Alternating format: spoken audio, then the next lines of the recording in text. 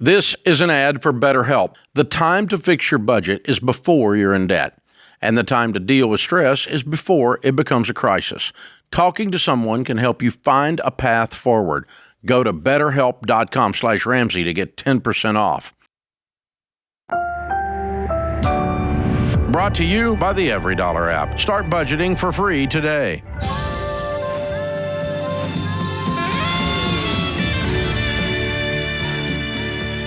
Normal is broke and common sense is weird, so we're here to help you transform your life. From the Ramsey Network and the Fairwinds Credit Union Studio, this is The Ramsey Show. I'm Dave Ramsey, your host. George Kamel, Ramsey personality, #1 best-selling author. He's my co-host today. Gabe is in Salt Lake City. Hey, Gabe, what's up in your world? Gabe, I'm here. That is me. Dave, it's nice to have you talking to me, and I really appreciate you taking my call. Our pleasure. And George, too. So, random question. So my dad is very kind. Every time my wife and I have a child, he gives us a 1-ounce gold coin. That's the kids, they own it, right? I brought it to his attention. I was like, well, if it's theirs, then they can do whatever they want with it. Let's invest it for them so by the time they're 18, they have a substantial amount of money, because right now they're between ages 1 and 7. And so he doesn't want us to do that because he wants it to be like an heirloom type thing or some sort of way to remember him, which I get that. But it's also really not doing them any favors having the coins sit in my safe, not doing anything, not gaining any interest. And so I'm wondering, since he gave them the coins and I'm the parent, I have a moral obligation to do as he says and not do anything with it or invest it and wait till they're 18 to give it to them, or if I can go ahead and do what I think's best for my kids and invest the money or the coins, because right now they're worth anywhere between $4,500 and $5,000 an ounce, depending on the day. Yeah, I mean, you've had a conversation and he told you not to do that. Correct. Yeah, but I don't agree. So I'm like, well, they're my kids. Technically, they're not his. So I'm like, well, I don't belong to me. It seems like I'm doing him a disservice, if anything, just having it sit there. So. Yeah.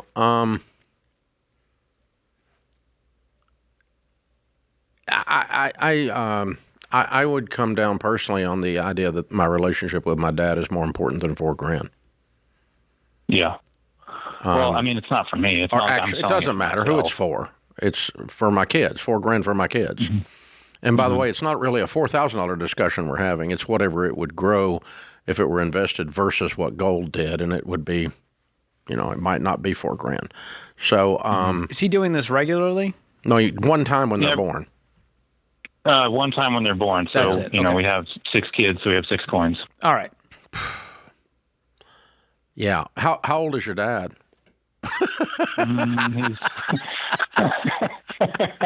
How's he feeling? Pertinent variable. How's he getting along?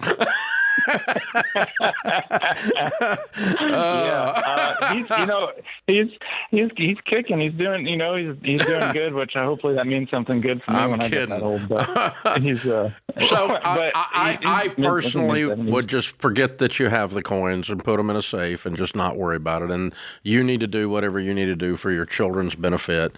And then someday that coin will be around. Are you investing for your kids outside of that, for college or anything else?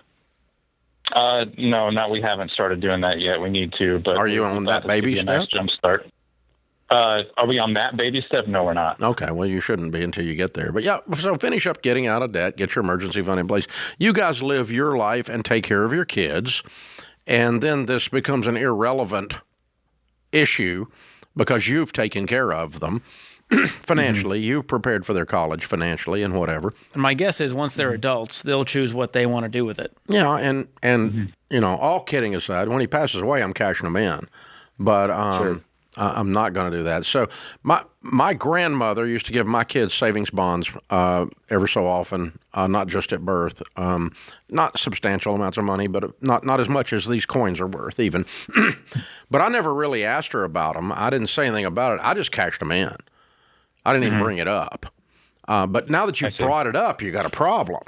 Now everybody knows. I cashed them in and I put the money in a mutual fund. And when my grandmother asked me how the bonds were doing, I would give her an honest answer and say they're doing very well. Now that I cashed them in and put them in a mutual fund. I didn't say that part, but yeah. But I would not have hurt her feelings or stirred up a relational strife between me and my granny over that amount of money. It wouldn't have been worth it to me. Yeah, if this is meant to be an heirloom sort of gift from him, it's like getting a pair of socks from Grandma. I'm going to keep them around because Grandma gave them to me. I got Grandpa's pocket knife too. Yeah, that's a cool heirloom. But it's not. You're not going to sell it. And I'm not going to sell it. And it's not worth anything except to me. So that's an heirloom. That's what an heirloom is. An heirloom is not an investment. So when you convolute the two, you make a mistake. And so Dad is making a mistake. And, yeah. But and the other mistake he's making is he's giving a gift and then putting extreme conditions upon it. Strings are attached. Guilt trips upon it. If you sell it, they won't have anything to remember me by. Give them something else to remember you by that doesn't involve a liquid asset like that. How about a fishing trip? Yeah. Teach them to water ski. My grandkids are going to remember a lot of things about me, but I'll remember that you taught me to water ski. There we go. So thank you for that. Go. Yeah. Drug George around behind the boat until I didn't do as well as the children did, but I hung on for dear life. I'll tell you. He got up and rode, man. I'm a good teacher. And George is persevering. He's a great coach. But I mean you remember that more than that gold coin I didn't give you. You see? The problem is it's worth $4,500. So he's going, that's a lot of money for a child. Times 6. 25, 26 grand. That's a lot of serious kid money laying around. Yeah, it's just. Yeah, But I do think the relationship is on the line, and so that's what you're really betting against. Yeah, if it was $4 million, I'm probably going to tell Dad, hey, but for $4,000, I'm not going to do that. So that's the issue, and that's how we work it out. So good question. So one of the things moms and dads that listen to the show, grandparents that listen to the show, need to think about is what kind of strings are you putting on a gift, and at what point, at how many strings does a gift have to have before it's not really a gift? It's just a control feature. So, I've got a friend that gave all of his grown children and their spouses a free house. He paid for it. Wow. And the only string was he had them sign a letter that said they would never borrow money. I like that. Now, is that too much control for a free house? No. Not. But if a kid said, oh, no, I might want to borrow money someday, so I'm going to have to deny that gift, then that would be a fair thing. They could do that. They could say, I don't agree with you on the debt-free living. I want to go and use leverage and other people's money. I've been watching real estate TikTok videos, and so I want to get rich quick in real estate, so I'm not going to accept that gift. They could choose to do that. But you can't institute that after you gave the gift. Yeah, that's a little awkward. You have to say that on the front end. Communication. This is what we're doing, and then once you've agreed to it, you've agreed to it. And so, in a sense, Gabe has accepted the coin with the terms and conditions. With the terms that he won't sell it because it's an heirloom. And so, in that sense, that's the string attached to that coin. Is that too much? No, I don't think it is. I don't think it is. And I think if I was the giver of the other thing you could do is switch places. What if you were on the other side, and how would you feel? That's a good point. Yeah. The watch I'm wearing was an heirloom gift, and they said, just don't sell it. I said, guarantee I will not sell it. I'm going to make Grandpa happy. There you go. So there you go. Was it Grandpa? Yeah, my wife's grandpa. Oh, he wow. passed, and so Grandma said, the watch is yours. You can fix it up and keep it. As long as you don't sell it. And so I will never sell this watch. That's a fair gift. I like that. I like it. Cool watch. Thank you.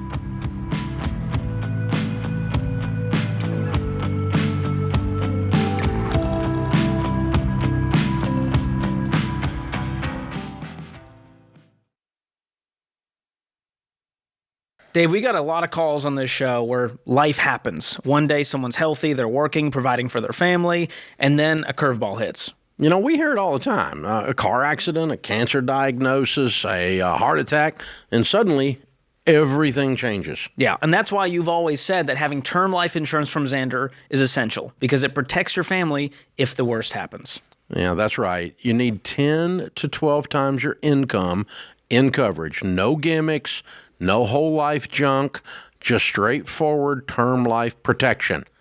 But there's another piece that people often overlook, and that's long-term disability insurance. Yeah, it's important to understand the difference between them. Life insurance steps in when you die. Disability insurance steps in while you're alive but can't work. So it replaces a large part of your income so the bills still get paid while you get back on your feet. Now, if your employer gives you free disability insurance, great, take it. If it's discounted there at a better price, take it. But if not, Xander can help you find the right plan. Whether you're single or married, it's not optional. If you're going to be out of work for a while, then you need to make sure the money's still showing up.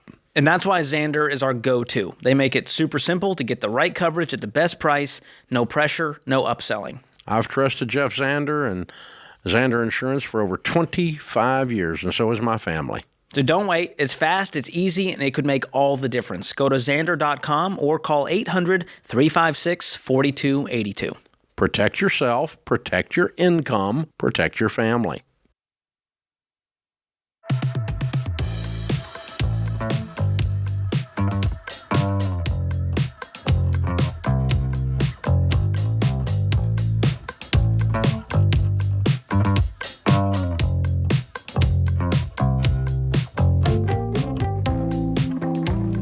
Greg is with us in Idaho Falls, Idaho. Hi, Greg. How are you? Doing good. Yourself, Dave? Better than I deserve. What's up? So my wife, just to kind of let you know from the beginning, my wife and I started your program back in 2010. My aunt gave me some CDs of yours, and so we've kept to that pretty much our entire marriage of 15 years now, almost 16 years. We are now to the point over that time we've had ups and downs in our finances in the sense of how much we make, but we have always been able to stay debt-free. And back in 2023, we purchased our first home. We could now officially purchase our first home, afford to do it.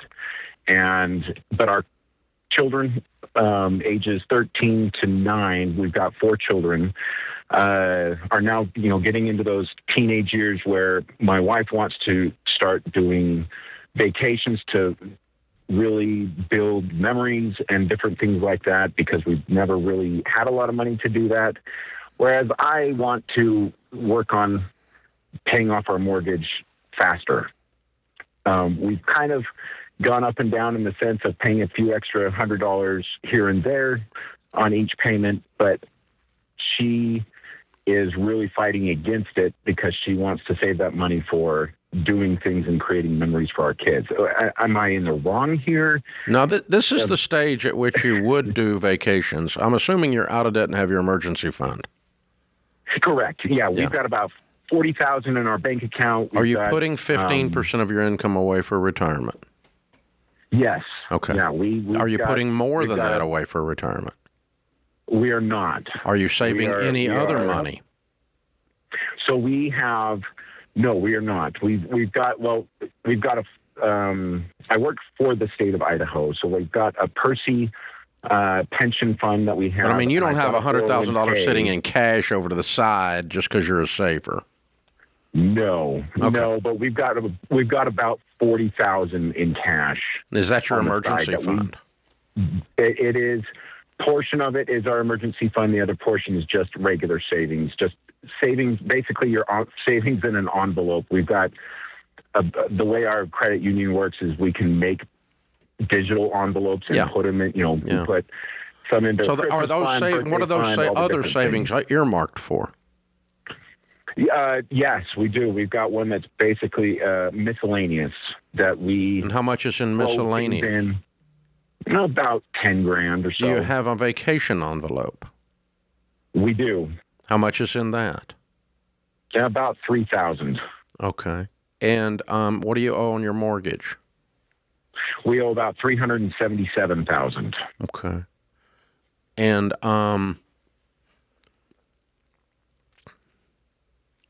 okay. And what's your household income? About $105,000, and that's only been within the last 3 years as well. We moved up here due to a job that paid us enough to really do well. So first, I'm going to tell you that both of you and your wife, have done a wonderful job. You are really on top of this. I'm so impressed with where you are and how you've gotten there, the journey that you've been on. You have worked the plan that we teach. Thank you for doing that. And the success in your finances is apparent. So way to go. Thank you. Now, what comes to mind is a couple things. The answer to your question, sadly, is you're both right. Nobody wins here. Yes, we should reduce the mortgage, and yes, we should go on vacation, right? And this is the stage 4, 5, and 6 where you live not intensely, but intentionally. And intentionally would be we upgrade mama's car, we buy a couch, we go on vacation. And we also want to get to baby step 6 and pay down this $375 because we don't want to just sit there and look at us. Okay? Yeah. So I think what we want to talk about is you and her. I would suggest you talk about exact numbers. Yeah. So when you say, Mom, that you want to do some vacations with the kids, let's put a number on that. What do you mean? Well, to kind of give you a little bit of a history on that, I come from a family that has traveled quite a bit. I mean, my parents, we weren't ever rich, but my dad worked for the post office for 40 years. Mm-hmm. So and they've been extremely wise with their money, which has always been. So, I mean, what does she mean when she says she wants to travel? She means she wants to experience the same thing. What does it cost to do what she wants to do? Say that. I'm sorry. Say that. What does it cost to do what she wants to do? Is it $4,000, $10,000, or $40,000? Well, she wants to. She's not the type of person that has to go to the Hilton or the. Honey, what does it cost to do what she wants to do? Probably anywhere between $4,000 to $5,000. Shut up and do it. You have the money. Use a little bit of that miscellaneous fund. And that's use not going to keep you from paying off the mortgage. And then for the future, just set up that sinking fund. If you guys decide we're doing $6,000 worth of vacations a year, you have $3,000 of the $4,000 in the envelope. Okay. And honey, I'm going to agree to a $4,000 budget, and after that, you're going to let me do what I want to do, which is everything past that, we're going to be chunking onto the mortgage. We both get what we want. Okay. Yeah. So the $4,000 is not prohibitive in the scenario you gave me. You guys have been too good about what you're doing to have $4,000 keep you from getting to baby step 7. It won't do it. Well, and that's not. We've got a basement we're trying to finish, and I guess that's where I was hoping we would be able to put more money towards that and getting the house paid off rather than. All you got to do is just sit down with these things and go, okay, if we put $4,000 there, what do we put on the basement? Or maybe we hold off on the basement because we're traveling, because I still want to reduce the mortgage. Or maybe I hold off reducing the mortgage till I get the basement finished, and then I'm going to reduce the mortgage. So all you do is just line these things up and force rank them. But the thing is, I have found with my wife, and I found with everybody I've coached with over the years, the biggest arguments come because no one actually put an actual dollar to this and said, okay, does that actually fit in this jigsaw puzzle? And if you put the actual dollar on it, it's surprisingly easy to pull this off. The first one of those I ever had, my wife was driving one of those horrible tri-colored blue Astro vans. Nasty. Yeah. It smelled like the family dog, and goldfish were ground into the carpet. I'm not talking about real goldfish. I'm talking about the crackers, right? And this thing had like 800,000 million miles on it, and it smoked like a tar wagon, like it was the Batman smokemobile. And she's like, I need a new car. And I'm like, yes, you need a new car. What do you want to spend on a new car? I need a new car. What do you want to spend on?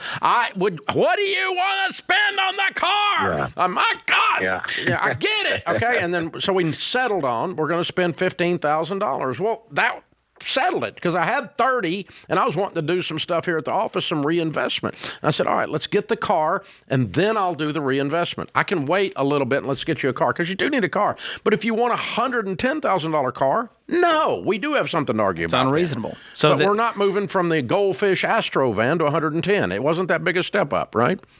Yeah, the villain here is not vacations. It's the lack of clarity. Ding, ding, ding, ding, ding, ding, ding. And so I think you can set up the sinking fund and go, all right, we're going to put $500 away for vacations and $500 onto the mortgage.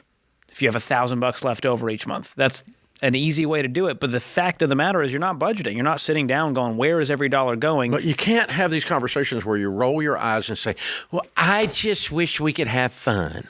Well, he said, I already did all the travel when I was a kid. What I'm does done. that mean? I just wish we could enjoy ourselves. What does that even mean? Well, I mean, is it an when international you're talking about me cruise? paying off the mortgage, I'm having joy, okay? So what are you talking about here? Well, if I could just go out to eat once a month, well, then shut up. We can do that. We can budget You for don't that. need to roll your eyes to get that. You need to just give me a dollar amount, and I can put it in the budget. You know, That's all a man wants. All a man wants is clarity. Yeah, and that really, seriously, this is the argument that most people have. Put a number to it. And then You decide if might it's have to crazy. argue. But until you put a number to it, you don't have an argument. It's just feelings and vibes.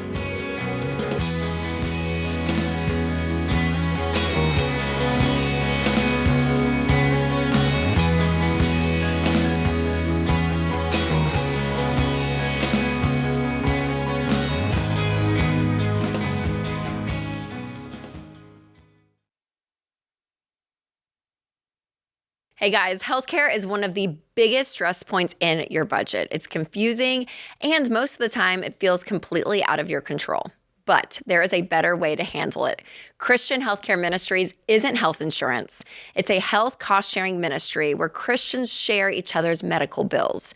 And it's not a new idea. CHM has been around since 1981. It's predictable and proven, and they've shared over $13 billion in medical bills for their members. Plus, you get more flexibility.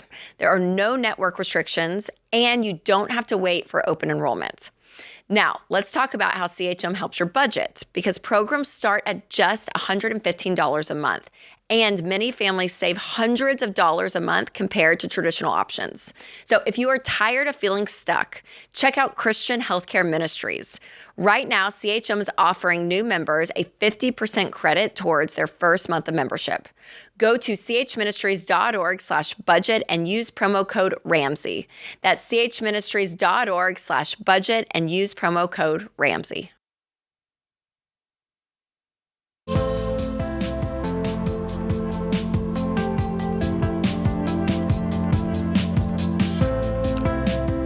So the market was up 17% last year. It's up 11% this year so far. And it was up 23% the year, or 26% the year before. It doesn't always have those kinds of numbers, but it averages about 11% a year. So if it doesn't make any more this year, that would be the average. And it does look like it probably will make more than that this year, based on what's going on. Sometimes what you need to start investing is just somebody to coach you and teach you, someone with the heart of a teacher. So for help with investing, you should get a SmartVestor Pro in your corner. SmartVestor Pros are registered investment professionals who lead with the heart of a teacher. We've been connecting listeners to them for over 20 years. They can help you create a plan, and they will teach you, and you will make your investing decisions. They don't make them for you, and Dave doesn't make them for you. But not participating in these wonderful rates of return because you don't know, instead of getting a teacher to teach you so you do know, that's silly. So we'll show you up to 5 SmartVestor Pros in your area that we have vetted and that have that heart of a teacher for free. Go to RamseySolutions.com/SmartVestor to find an investing pro near you. Or if you're on YouTube or podcast, just click the link in the description. It'll drop you right there. Kim is in North Carolina. Hi, Kim. How are you? Hey, good. Good. How What's are up? you? How can we help? I sold a property, but I'm the bank, and I need to foreclose on it for non-payment for a little over a year. Wow. Yeah, you do. But I'm having trouble finding a lawyer that will do the work. Why? Well, it's either 2 people said they were near retirement and they only did traffic court. Other people said they don't do that area. Mm-hmm. I mean, I don't know. If I knew. Okay. Hey, just jump on. Can you jump on our website? How old are you, Kim? 51. 51. Yes. Oh, cool. Okay, well, jump on our website at RamseySolutions.com and look up the real estate agent in your area, the Ramsey Trusted Real Estate Agent or agents in your area. Pick up the phone and call them and ask them tell them you talked to me on the air, and I said that they would give you a name of a real estate attorney that does foreclosures. Okay. And a real estate agent will know a real estate attorney that does foreclosures. That's what you need. You don't need somebody that did traffic court. Well, no, I mean, they used to do foreclosures, real estate issues, but then they're near retirement, so they're slowing down. Yeah, wrong one. Kind of thing. We want somebody. You've waited too long to do this. You needed to have done this about 5 or 6 or 7 months ago, and now that it's a year late, and you need to get on this week. Oh, I know. Yeah, don't sit on this. I want you to find an attorney in the next 7 days and start the foreclosure. You just make that your mission, okay? Yes. Thank you. Yeah, if you'll go to Ramsey Solutions, to Ramsey Trusted, you can do that. George, you got any other suggestions on how to find one? I mean, that's the best way to do it. RamseySolutions.com/agent, and every real estate agent knows a good real estate attorney because they've worked with a bunch of them. A lot of the title companies that do closings for them also have someone on staff that does foreclosure. Yeah, every title I've done, every closing I've done has an attorney there on site. So, yeah, but they don't always. Sometimes they just do closings. So they don't always do foreclosures. But they will know. And I don't know how the market is set up today. Many years ago, when I bought foreclosures for a living, there were about 5 attorneys in Nashville that did probably 90% of the foreclosure business. Yeah. And the big mortgage companies will bring them a whole box. Here, do these 16, right? And that kind of thing. And so it was Dyke Tatum was one of the guys' names. I haven't talked to Dyke in 25 years. I wonder what Dyke is doing. He's a wonderful guy. But I did a lot of deals with Dyke. Because I was buying the foreclosure, and he was the attorney, and I had to take him the money to stop the foreclosure. Right? Yeah. And so, but those guys I wonder if there's less foreclosures now, so less people are finding that niche. There's plenty. There's plenty. They're just not as profitable as they used to be. But so I would. That's how I would do it. I would find someone in the industry, in the real estate industry, that can guide you. Maybe your insurance agent might also know someone, but probably more likely a good real estate agent. And the best way to find one of those is a Ramsey Trusted agent. And don't take up 2 hours of the agent's time. Just ask them for the name and the phone number. The name and the phone number, and just jump on it and call them right then and get somebody and get her done. Andrew is in Los Angeles. Hi, Andrew. Wow, I'm talking to Dave Ramsey. How are you doing? Better than I deserve. And George Kamel. Can you believe it? Wow. So Dave, my aunt is in her late 60s, and she was recently diagnosed with cancer. She's getting her affairs. Yeah. She's getting her affairs in order, and she has an estate worth around $3 million. And she doesn't have any will or trust. And my family's asked me, I'm the attorney in the family, to help her think through options. So this is the situation. She has one child, my cousin, who's in his mid-20s, and she raised him as a single mother, and they've had a difficult relationship for a long time. He had a lot of serious behavioral issues growing up. He had issues with violence against her. He dropped out of college. My family worked very hard to get him into college. He dropped out his freshman year. He's struggled to hold jobs. He's losing touch with her, and at this point, he's eventually cut off all contact with her. He does not know that she has cancer. Not exactly a redeemable character. Okay. So far, that's correct. So we know very little about him. And this is getting the fact she's going to leave everything to him. That's not where the judgment call is. It's a non-negotiable for her. And we just know very little about him. We're not going to be able to make this decision really in touch with him because there's a lot of volatility that comes from opening up that door. What we know about him is that he recently got married. He's not invited to the wedding. And we know that he's applying himself for a skilled trade. And so nobody in the family is opposing him getting this money, but the concern is how do we give it to him? Because I know from listening to your program long enough that getting $3 million can derail somebody's life. And, the best case scenario for us is for him to apply himself and have a stable, constructive, productive life rather than, accidentally having everything go haywire because he suddenly has $3 million and no ability to deal with it. Yeah. Do you do estate planning work? I don't do estate planning. I have general familiarity, and I have, but I mean, I would call one of your buddies in the legal, another attorney that does estate planning work and try to get some suggestions.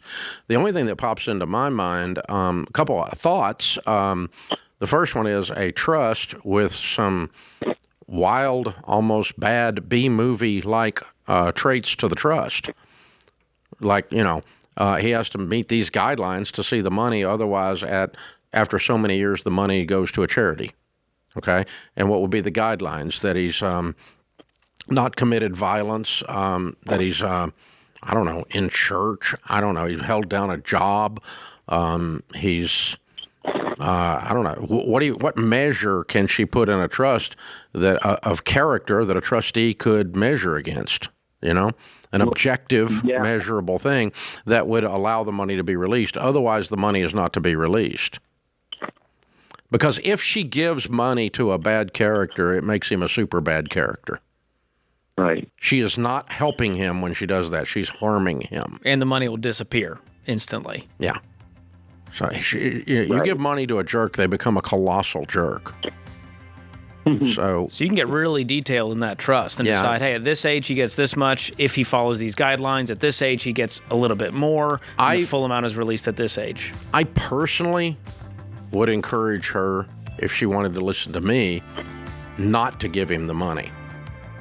You said it's a non-negotiable, but I really would not give it to him. Is that right? Yeah, I really would. I would give it to someone else or some charity, something that she cares about, someone that would use it well and appreciate it. And this young man's has determined to find his own way, and I would let him.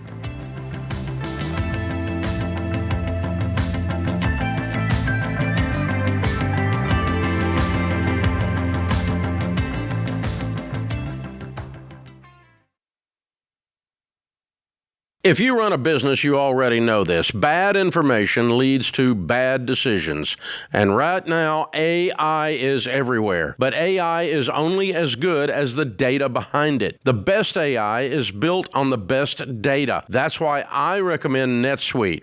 NetSuite is the #1 AI cloud ERP, and more than 43,000 businesses run on it, including us here at Ramsey Solutions. Their AI isn't bolted on, it's built in. And it connects everything that runs your business. Accounting, inventory, customer data, all in one place. Because when your numbers are connected, AI actually works like it's supposed to. NetSuite's AI helps flag cash flow problems, spot inventory issues, close your books faster, and cut down on manual reporting. If your revenue is at least 7 figures, go to netsuite.com/Ramsey for a free product tour. That's netsuite.com/Ramsey.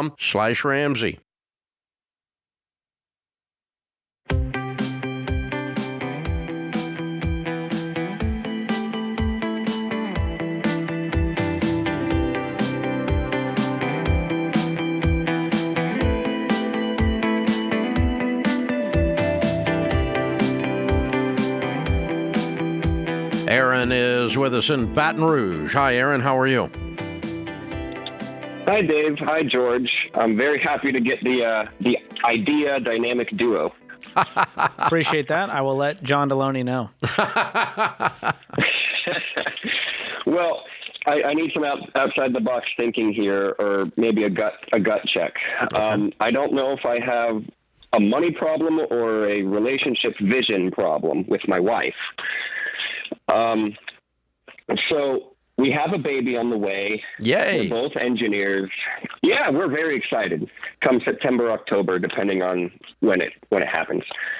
Our current expenses a month are about $5,500, but we want to go down to single income. At least that my wife is getting really just overwhelmed with her work and being pregnant, and the thought of having a baby with that is too much. And I agree with her. She works at a chemical plant, so those are crazy hours, crazy work. But with our mortgage and with everything, I see a money problem. We did a mock budget that's about that little over $4,000 a month, but I see us being in the red by about $200 or $300 a month if we went down to single income. Did she see that? Buckling down. I'm sorry? She saw that? She wrote it. Okay. She put it together. And what does we have about... Okay, so obviously that doesn't work. But so what do we adjust? $40,000 in savings. No, $40,000 in savings will be gone. You can't have a burn rate on your budget. You need the opposite of a burn rate on your budget. And so, no, $40,000 doesn't cover it. Because it'll be gone in about 30 even 1 seconds. to 2 years? I don't know. I mean, it was going to be a temporary. Something has to adjust. How temporary? And what's going to happen a year after that? 1 or 2 years. And then what happens? She goes back into work, and I'm making more money at my 9 to 5. Not to mention, I have a hobby job, which I could bring in an extra $1,000 to $2,000 a month. But that takes me out of the house, and it's important to her that I'm here too. Okay, there's no cake and eat it too. We have to be grown-ups. All right, and yes, so sir. we need a plan that includes no red ink. I don't even care what the plan is, but something's going to be uncomfortable. Let's decide in advance what that is. But no, I would not have a burn rate budget. So let's just decide, are we going to move and get a cheaper house? You guys are engineers, Are so we you're good Are we at going to this. sell the car? Look at the process and go, what are all the variables we can change? What must be true What for her levers to can stay be home? flipped? And there's a lot. You have expenses, and then you have income. Do we need to downsize in house if this is a sacrifice we want to make long term? Because I would not assume that she's just going to automatically want to go back to work after a year. That's a dumb assumption. What if she loves being home and decides, no, I don't want to go back to work ever? Well, now we have an immediate problem to solve. Yeah, that there's a high probability that's what's coming. The thing I would think is, I think the easiest lever to flip is go from her unreasonable job to some side hustle for her that she controls the hours. And when the little cherub is asleep, she could work some from home and probably make enough to cover this with a side hustle. She's a freaking engineer. She's a great one. Yeah, but she's got an unreasonable job now from a stress, hours, and so forth standpoint to be a new mommy. I'm not arguing that. You're not arguing that. Okay? But that doesn't disqualify her from from creating an income completely in order to largely make her dream come true. Or, you go work your side hustle, and she just says, okay, the cost of me getting to stay home and not work at all is that my husband's going to work some until his income comes up on the day job. That's the cost. Yeah. Or the cost of me staying home. When our children were tiny, we had some friends that we both admired greatly. They had a big, crazy, beautiful home, both professionals. They had their first baby, and they felt like no matter what that she had to be home with the child. It was a decision they made, period, and they sold everything, and they moved to a house that was half the cost of the one they had before, and because they said, what matters to us, what we value more than where we live is that she is at home. That was their value choice, and they were willing to sacrifice to stick with that primary value. And I'm okay with you guys having that as your primary value, but then decide what has to go Something for needs that to to be work. deprioritized. Yeah, something's got to go. Yes, sir. What does it look like to get your core income up by $5,000 or $10,000? Is it a different title? Is it something else, a different company? Yeah, I'm 26. I'm only 3 years into being an engineer, so I don't have the most leveraging power. And the job I'm at is a great job for me to learn for the 10-year engineer. Good. So what is your side hustle thing? What's your side hustle? I do live events, so concerts, weddings, festivals, and on some months I can pull an extra couple grand, but I'm working an extra 30 hours on the weekends, so I'm not home and I'm not present, and she's made it apparent that she needs me. And for me, this is not an emergency because we can forecast it and plan it in emergency funds or for unexpected. But she told me that she is in an emergency right now. Just I'm sorry. her well-being. Bull crap. Bull crap. Be a grown up. That's a guilt trip from hell. No, that is not okay. That's not an okay statement. I'm the emergency. Oh, good Lord. Seriously, be a grown-up, lady. You're a freaking engineer. If you want to stay home with your kid and that's what your calling is as a woman, I got no issue with that. As a matter of fact, I support the decision. But we're not going to call you an emergency. Wah. I get everything I want. No, you don't. You get to be a grown-up like everybody else, and something's got to give. Bubba husband going to be working weekends. You going to pick up a part-time job working from home as your side hustle to cover this difference. Or you guys are selling a stinking house and moving to a house you can afford with you staying at home. Make a decision, grown-up girl.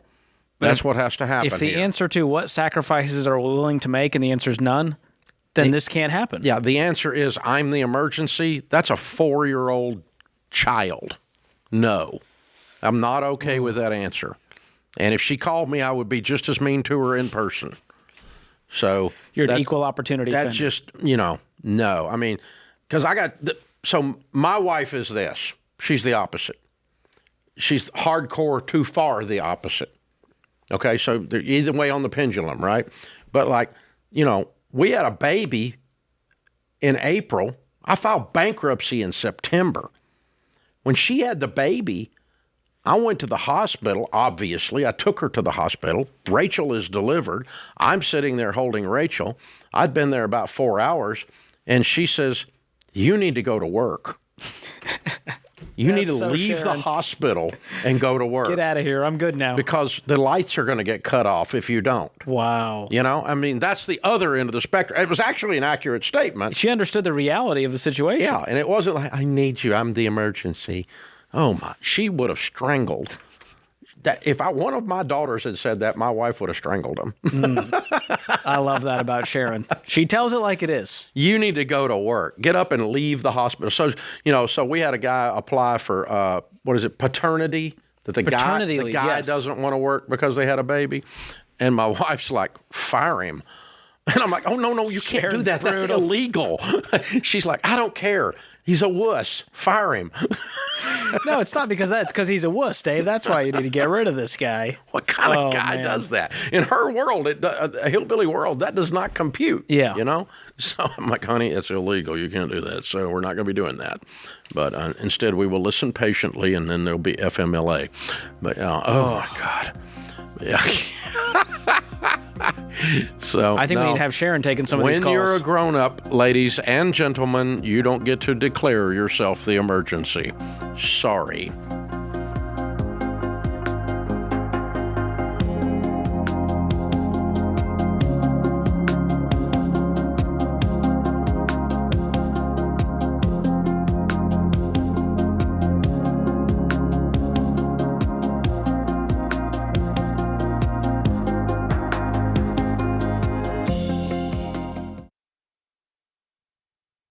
Let me tell you something I see happen way too often. People fall behind on their bills, and they wait. They hope it will work itself out. It won't. That's why I recommend Guardian Litigation Group. Here's the deal. If you've missed payments, collectors are calling, or if you're getting letters threatening legal action, that's not something to ignore. That's the moment to deal with it. Because when you do nothing, it escalates.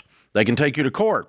And if you don't respond, they can win by default, and that gets expensive fast. Guardian Litigation isn't a call center. They're an actual law firm. From day one, you're assigned an attorney to represent you. So if things do escalate, you're not scrambling and you're not hit with surprise legal fees. Guardian Litigation only gets paid when the debt is negotiated and you accept the settlement offer. This isn't about shortcuts. It's about dealing with the problem before it gets worse. Go to guardianlit.com/Ramsey today. That's guardianlit.com/Ramsey today. Attorney advertising. Results may vary and no specific outcome is guaranteed.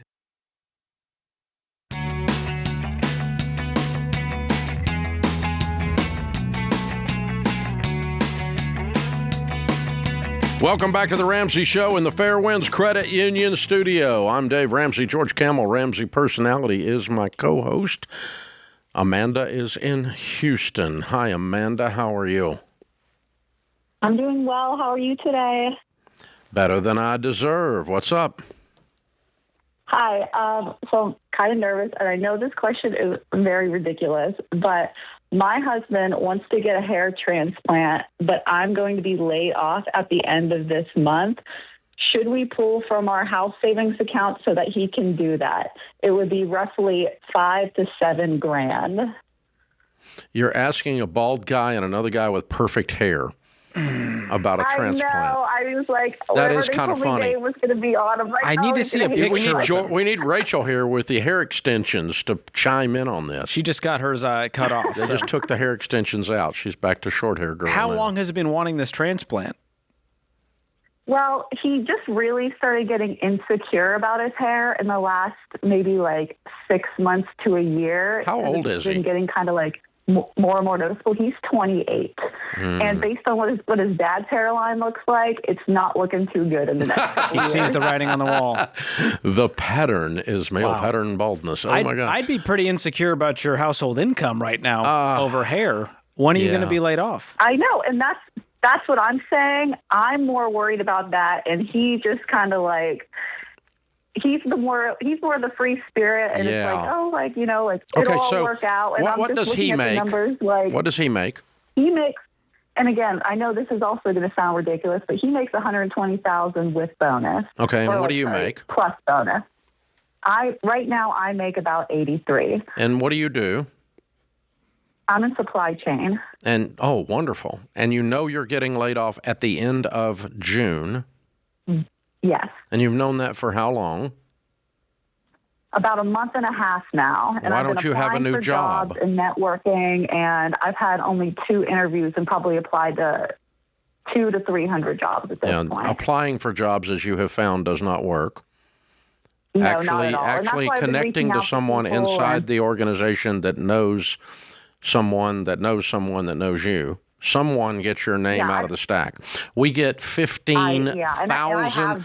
Listen, whoa. We get 15,000 applications a year at Ramsey. We hire a few hundred people.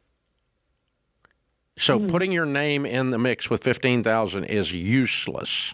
Don't even waste your time. So you've got to find someone to connect with the proximity principle, and I'll send you that book. And you should have a job by now, because supply chain is a highly sought-after, wonderful career field that you're in. That's awesome. And how much is in the house savings fund? $29,000. Okay. Do you guys have other savings? We have a $49,000 emergency fund. That's good. Right. And then we have like 401ks and all that, but we don't count that. And you guys are how old? You told me this. I'm 27 and he's 28. Yeah, you did. Okay, thank you. All right. You're right. It is kind of a funny question, but it's also not ridiculous. It's something he cares about, and you guys have done very well with money up until you losing your job. His timing for the question is really horrible. And his suggestion to not buy a home instead I want some hair, I don't think I'm going to make that trade. But is it completely irresponsible to spend $5,000 on this for him? No, not in your old situation. So what I would do is say, okay, under these scenarios is where I would get the money. Both of you are now, when you get your new job, you guys save up an extra $5,000 out of your budget, and then he does it. And so it might be Christmas. Merry Christmas, Yeah, and that's probably when we'd want to go get it done anyway. Yeah, so just cash flow it with your new job and as a budget item. But I there's just something that everyone listening, including me and George and you, it just feels weird to do plastic surgery instead of a down payment on a house. Yes. When you're in a stressful time, on top of that with the layoff. Well, you're not going to buy a house right now anyway. You got to wait till you get your job. But I don't think I'm going to use my down payment for Botox, a boob job, or get hair. I'm just not. I mean, it's my down payment money. You know, So earmark separate money so that you're not robbing. Those things are all okay if somebody wants to do them. That's what you want to spend your money on. That's okay. I'm not mad about that. And I'm not making any bald jokes. I'm the bald guy. I can't do that. That's completely illegal. It's against federal law. And Dave can afford a hair transplant. He has chosen not to on his own volition. I've embraced I want to make that clear. it. You know. It's a good look for him. I do remember where he is. I'm laughing to myself. I don't know if I should tell this story or not. So what happens is, and I bet your husband's the same way, I started losing my hair first in the back. Is that where he's going thin in the back? No, he's got a really hard widow's peak, and he's losing it all in the front. Right in the front. Okay, because I was losing mine like back here, you know, in the back, and so I didn't know it.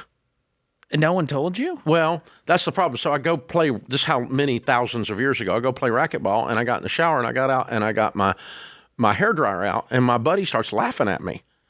He's like, you don't need a hairdryer, dude. Oh, no. And this is when I realized I was bald.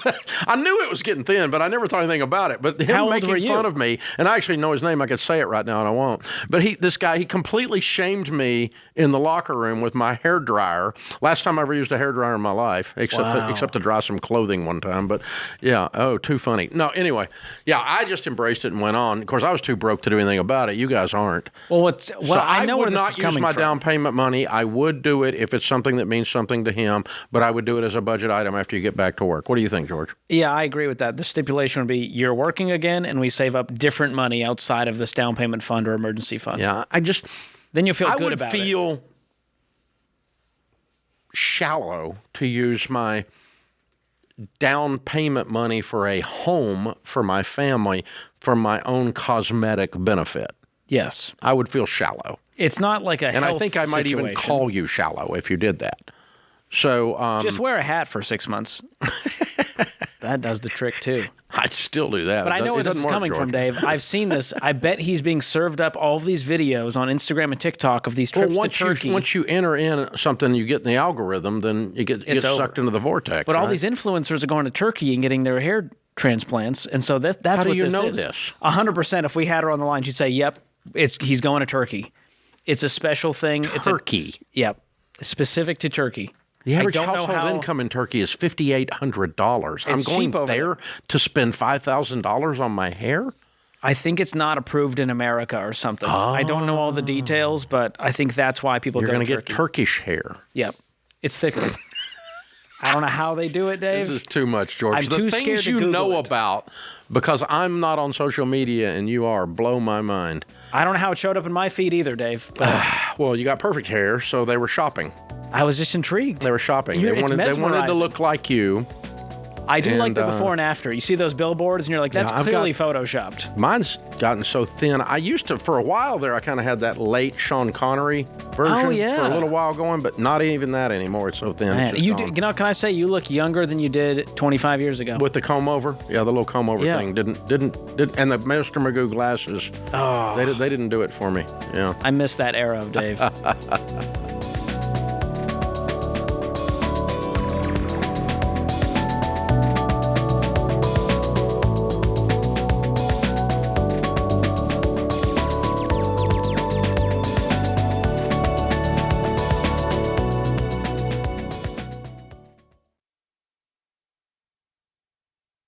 Hey, George Kamel here. Listen, if you've had your phone 2 or 3 years, your phone can now be unlocked. That means you can switch to Boost Mobile to get unlocked, bring your own device, and keep more of your money where it belongs.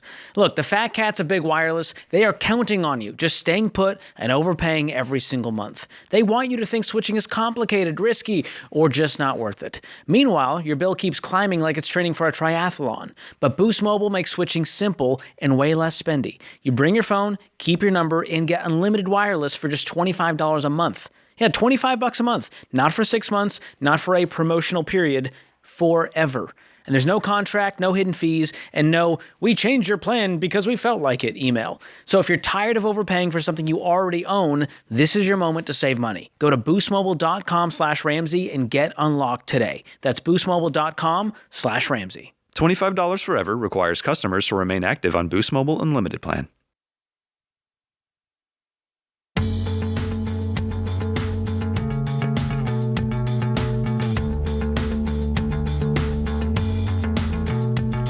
I don't think I've ever gotten a hair replacement call before.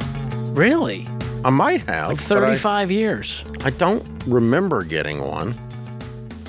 Anything's possible, but it's not a frequently brought up subject. That's the first one I've heard. I'm sure of that. Hey, guys, we wish we could get to every call and question here on the show. So if you have a money question and you want an answer for your situation, head on over to our website at RamseySolutions.com. You can use Ask Ramsey.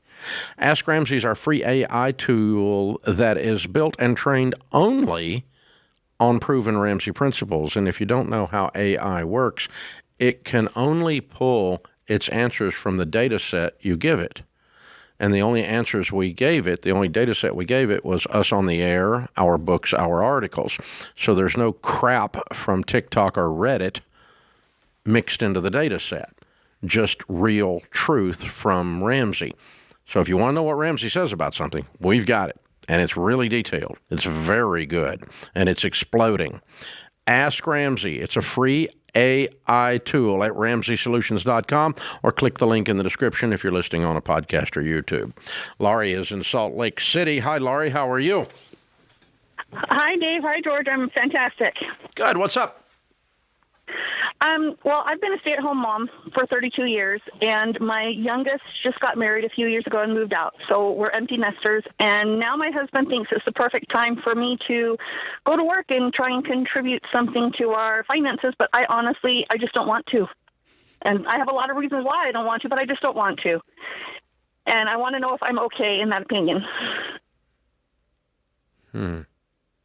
Does the family need the money? No, I don't feel that we do. Our home is paid off.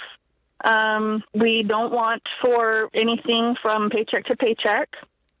Do you have money going into retirement? Yeah, my husband puts about 35% of his check in retirement. He currently has about $680,000 in retirement, and will have a little over $1 million when he retires in 8 years. Yeah, and what's your home worth? What's your home worth? Our home and our acreage is about $560,000. We paid it off last year. We have no consumer debt. So you're worth $1 million to $1.5 million, and he makes what a year? $118,000. Okay. What is it that you're unable to do that the income you earn, he thinks is worth it? The family is unable to do X because you don't work, and he wants you to go work. Yeah, we're not unable to do anything. We go on cruises, we eat out, we buy things when we need them. We're not missing anything. I think it's more of finally I can contribute money where he has paid our way all these years, I guess, financially, but I've raised our 4 kids. And even though they're grown and now they're out of the house, they still live in the same city. And I would like to still be available for the, hey, Mom. No, we don't support any of our kids. Okay, so we would call you a successful mother. I think I did a good job. Yeah, they launched and they're not on the dole. That's unusual in America. You're in the top 10% of motherhood. They're not in your basement or on your payroll. That's a win. Yeah, I think you've already earned your retirement. So have you point blank asked him, what problem does this solve for me to go back to work? I have. What does he say? What? Well, he goes, it's just extra money. That's not a On problem. the money. That doesn't solve a problem. Mm-hmm. So is it that he's worried you're not going to have purpose and get stir crazy and do retail therapy? Like, what is he actually concerned about? I think he's just hyper fixated on now I have the ability to add to the income of the family. He tells me that no amount of money will ever be enough in retirement. And I said $1 million. There's a fear behind all of this. Could spend. Yeah, there's a lack of contentment. Okay. He is worried that you guys won't be okay. Okay, there's two. Mm-hmm. I don't know how to solve this for you guys as a couple, and you may end up having to sit down with someone. But there's 2 issues that are at the core of this, and they're both spiritual. Okay? Spiritual issue number 1 is contentment. And that's a spiritual decision. When is enough enough? And he can't get there. And So he's never going to gain from hitting his money goals any kind of peace because he can't, because he makes statements like and believes things like there's never enough for retirement. And so that's a fear-based thing. You guys are in good shape. You're millionaires and you started from nothing. Congratulations. You're baby steps millionaires. You follow the stuff. You did it. So way to go. That's problem number one. And I can't fix that for someone else. I can just point it out and then let them decide if they want to work on it or not. But John Deloney always says around here on issues in your life that are giving you angst, you have to solve for peace. And in this case, solving for peace is sitting down at the foot of Jesus and saying, all right, Lord, help me find peace about this money stuff. Because the way I was brought up, my work ethic, something is driving me, because this fear-based stuff is driving me, and I can't find contentment. And so I know where to direct him to, but I can't do it for him. Then the second thing, and this is even more problematic for me, is because it's personal. My wife left the workplace when my oldest daughter was born. Our first child was born. She's been at home the entire time, and she did not go back to work when the youngest child left home either, which is where you guys are. We were multimillionaires by then,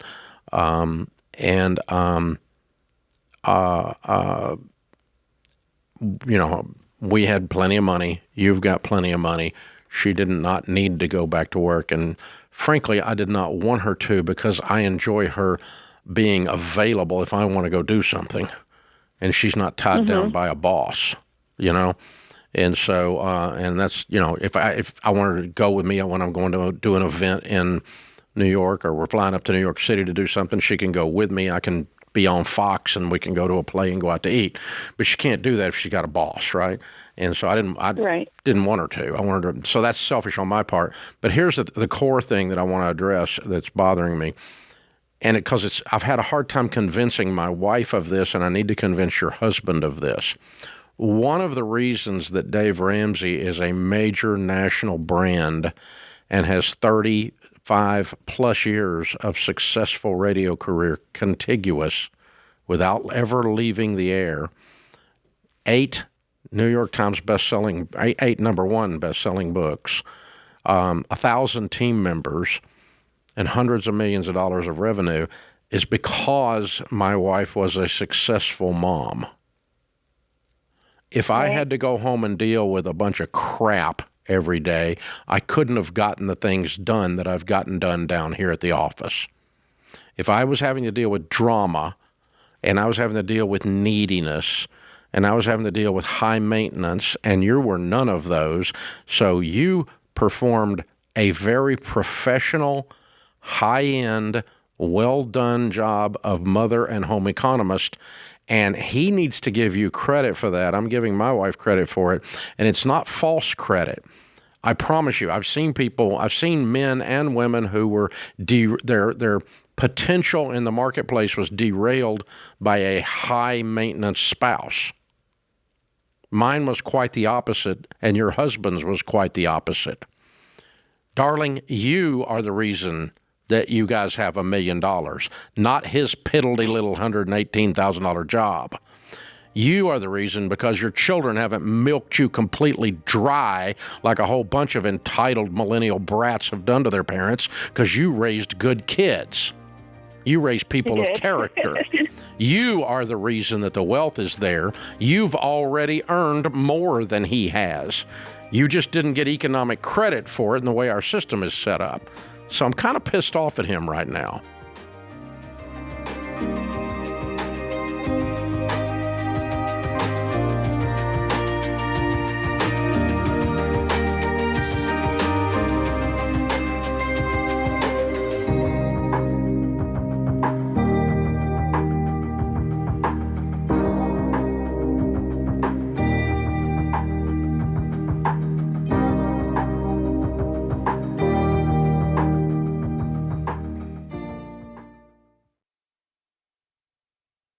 Okay, guys, let me ask you something. What would it take for you to switch your bank? Because if you're still earning next to nothing on your savings, you need to check out Fairwinds Credit Union. And I know what you're thinking. It might sound like a hassle. Moving your direct deposit, updating bills, getting a new debit card feels like a lot. But here's what most people don't realize. Staying where you are could be costing you hundreds of dollars every year. Y'all, the average savings account pays less than 0.5%. So let's say, for example, you got $20,000 saved. You might earn around $70 a year. But with a Fairwinds high yield savings account earning 3% APY or more, that same money could earn you over $600. And that's real money that you can use towards the baby steps. So don't let temporary comfort keep you stuck. Check out the Smart Bundle from Fairwinds Credit Union. You get a high-yield savings account, a no-fee checking account, and the Ramsey Be Weird debit card. Go to fairwinds.org/Ramsey to learn more and make the switch today. That's fairwinds.org/Ramsey, insured by the NCUA.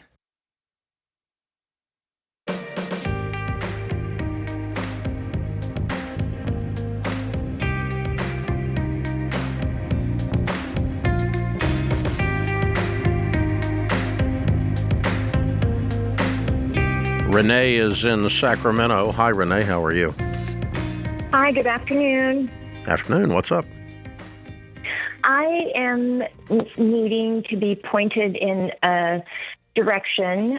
My mother passed away in 2024, and my sister and I have inherited her commercial properties. And they have tenants in them currently, so there is rental income coming into the trust.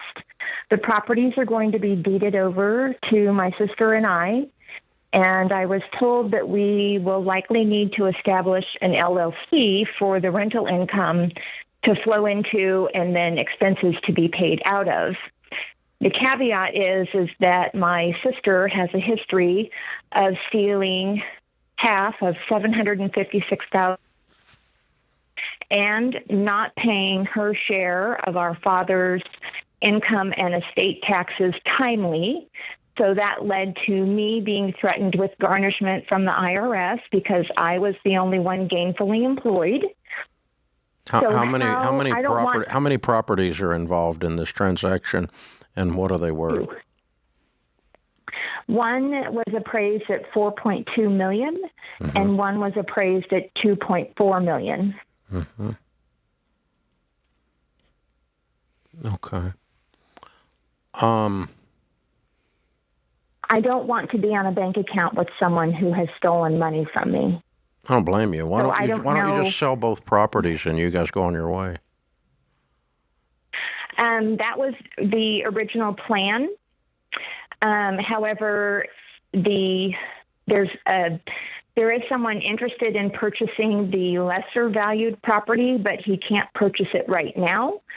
So he wants to lease it for 5 years.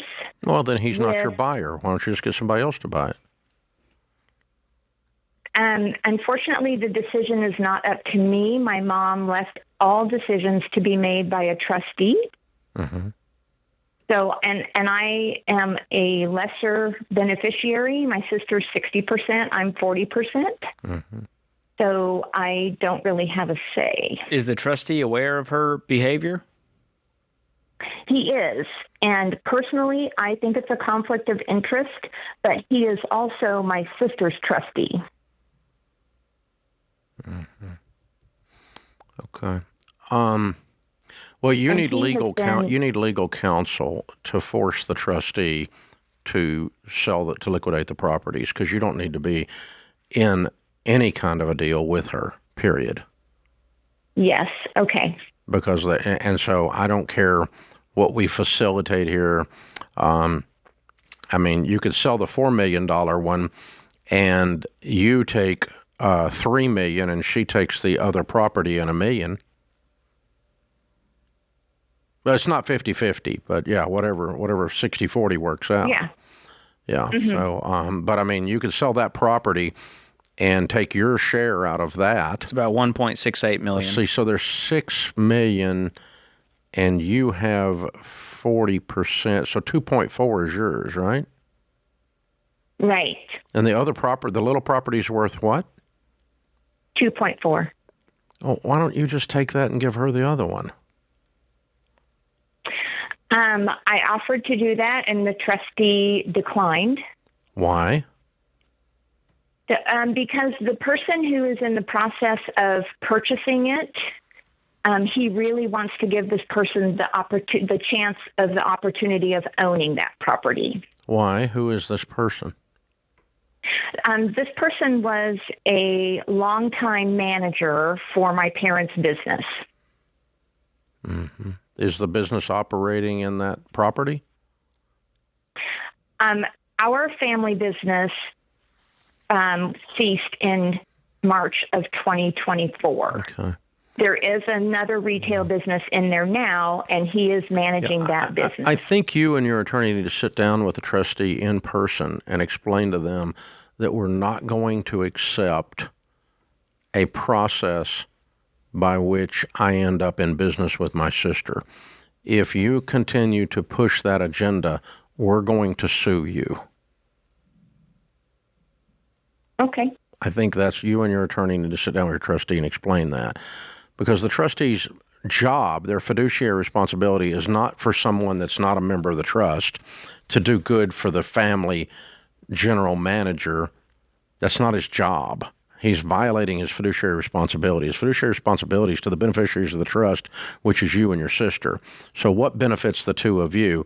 And when you explain to him that you are not going to accept being pushed into business with your sister, that we are going to break this up, as a matter of fact, there's nothing that keeps him from deeding the 2.4 to you and the 4 to your sister, and then you deal with the guy.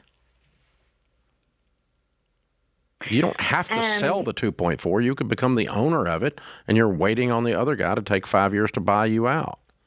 You could do that. We could, and I. However, my sister is refusing. My sister wants to make sure that I end up with as little as possible. Honey, that's not up to your sister. Your sister doesn't have a say in this. I understand. But because she's the bigger beneficiary, the trustee has explained it to me that if he doesn't follow her wishes as the majority beneficiary, if he doesn't follow your wishes, he's going to get sued. Okay. He needs to understand that. Okay. Yeah, it's time for you to take the gloves off and punch some people in the nose here, because these people are just, you don't have to be mean about it, but you just got to be real tough. And just like, guys, let's start with a baseline here. She's a crook, and I'm not going to be in business with her. So we're not forming an LLC, and we're not going to own and operate property together. That's not an option. If you continue to push that agenda, I'm going to sue all of you. And we're going to be in court, and I'm going to screw up your lives for the next 5 years. And I'm going to have to spend $100,000 in legal fees, but I'm going to do it. Okay? Or we can work out something where I get my share of the property and go on my merry way. It's a pretty obvious thing that the 2.4 mathematically lines up with that. Yeah. And she can have the 4 and I'll have the 2. And Mr. Trustee, God help you. You're out of business. You got nothing to do now. It's actually a good deal for them because she's legally owed 2.64 out of her share, and she's going to take on the 2.4 property. So I would take a loss to get rid of this barrel of fish hooks, yes. Yeah, I mean, but they're going to gain $240,000 just by going through with this, by giving her this other property. So it sounds like it's just vengeance. And then I may or may not deal with this general manager from the former business and all this stuff. It'll be up to me because now I own that property. You don't have to sell it, and you want to work with the guy. That'd be an added thing to make the deal work, right? But if you don't want to work with the guy, you don't even have to do that. So, yeah, I think you need an attorney that has a really titanium backbone that walks in there and just smiles and says, we're going to dance. Do you want to dance? We don't have to dance, but if you continue to play the music, we're going to dance. And you just kind of have to have these discussions and take all their mythology and their feelings off the table, because I'm threatening you. That's what that's where it needs to come down to. I'm coming after you. And because otherwise you're going to end up getting screwed again, some more. And you're right. Leopards don't change their spots. LLCs don't protect you from people who are irresponsible and crooked. It's just a more fabulous, sophisticated way to get screwed. If you can't change people, don't do business with them. Yeah, don't stay. If you know somebody, crocodiles bite, so don't put your hand in their mouth. Hello. It's not hard.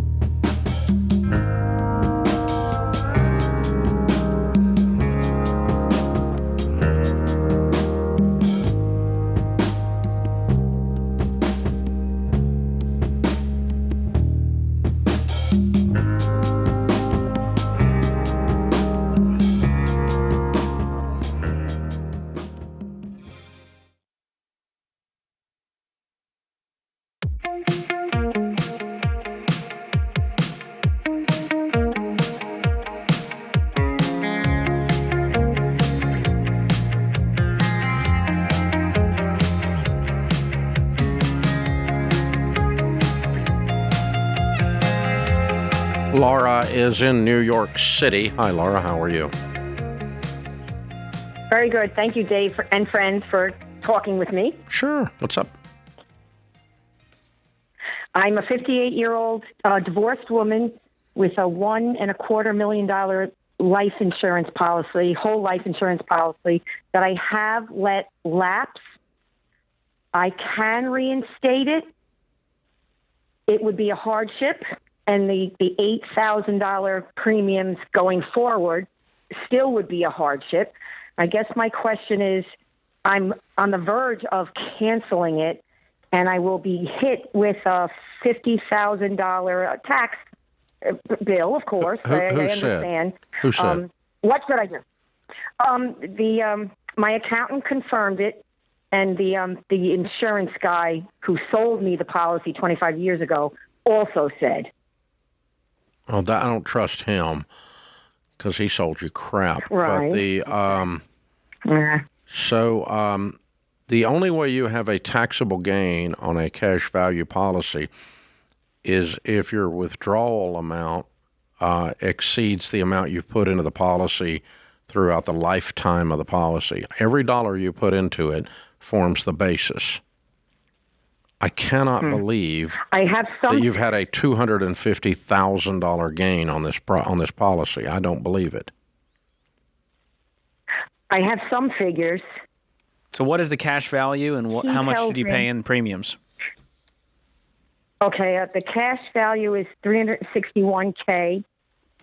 The gains is a $169. So I guess that math, we put in the gains $192. How much did you pay in premiums, though? What we put in, I have it was $8,000 a year for about 25 years. That math should be close to 192, 190. Yeah, $200,000. Okay. And so that gives you the 169 gain. All right. Yes.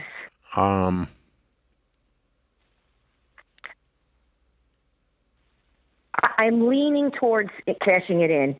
Yeah, I'm going to cash it in. I'm just, I got to tell you, I've been doing this for almost 40 years, and I've seen like 4 policies that actually had a gain.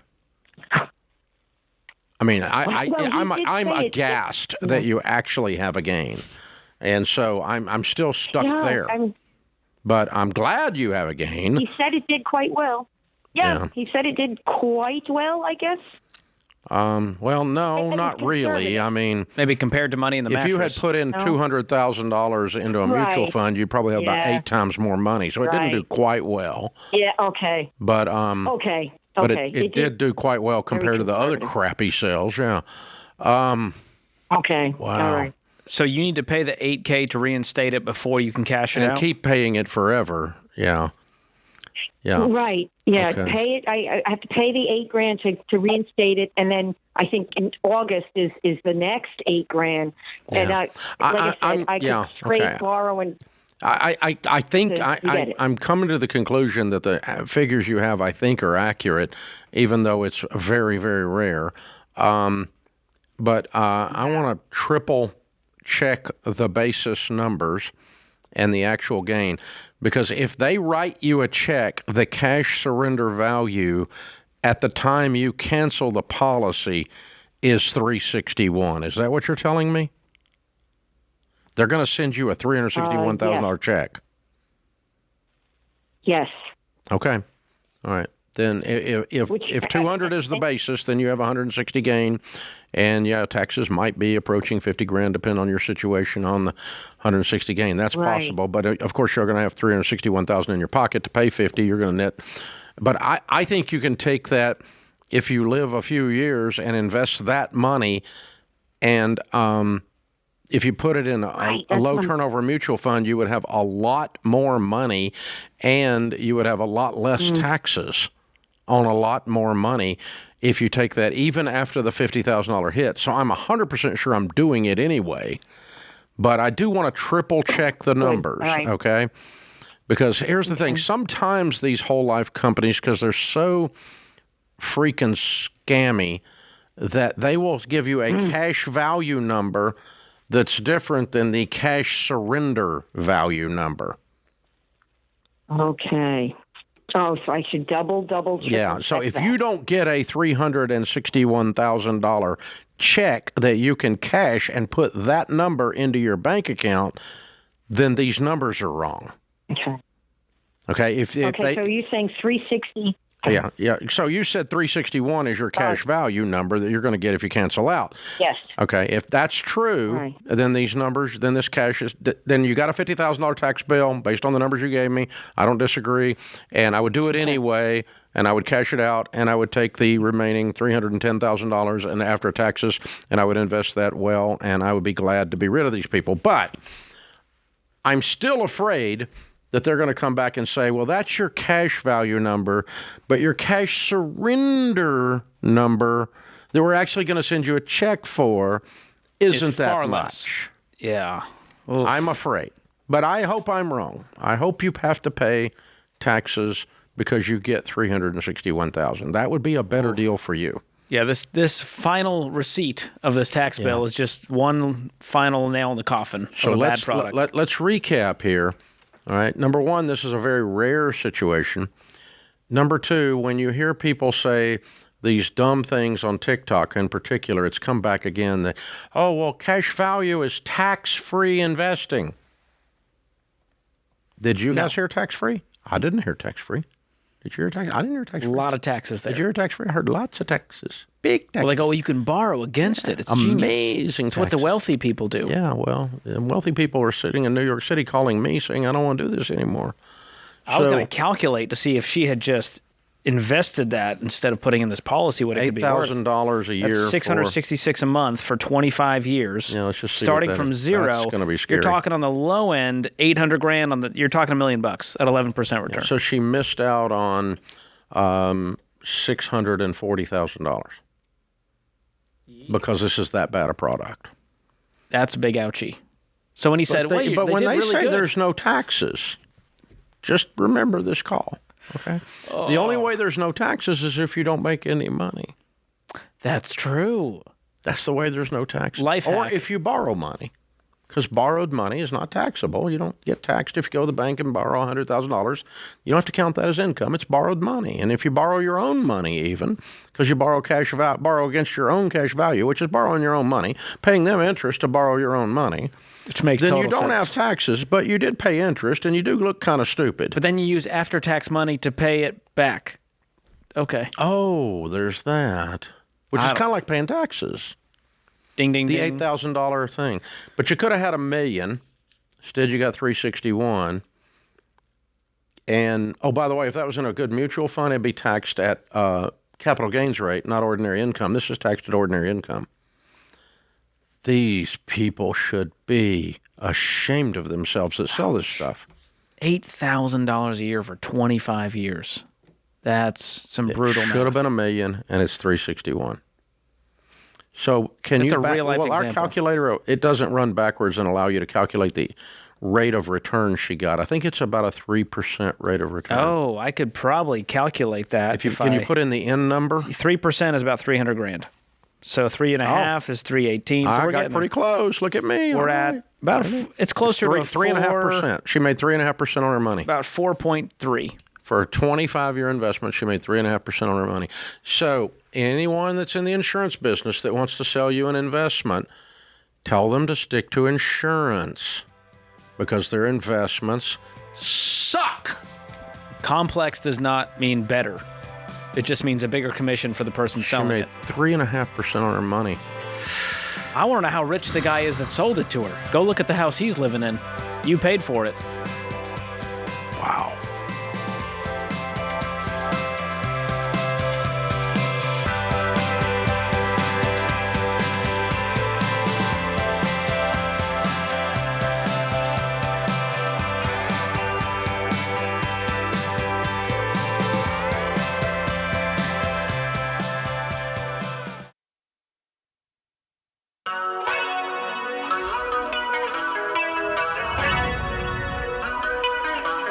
Welcome back to the Ramsey Show in the Fairwinds Credit Union studio. Aaron is with us in Canada. Hi, Aaron. How are you?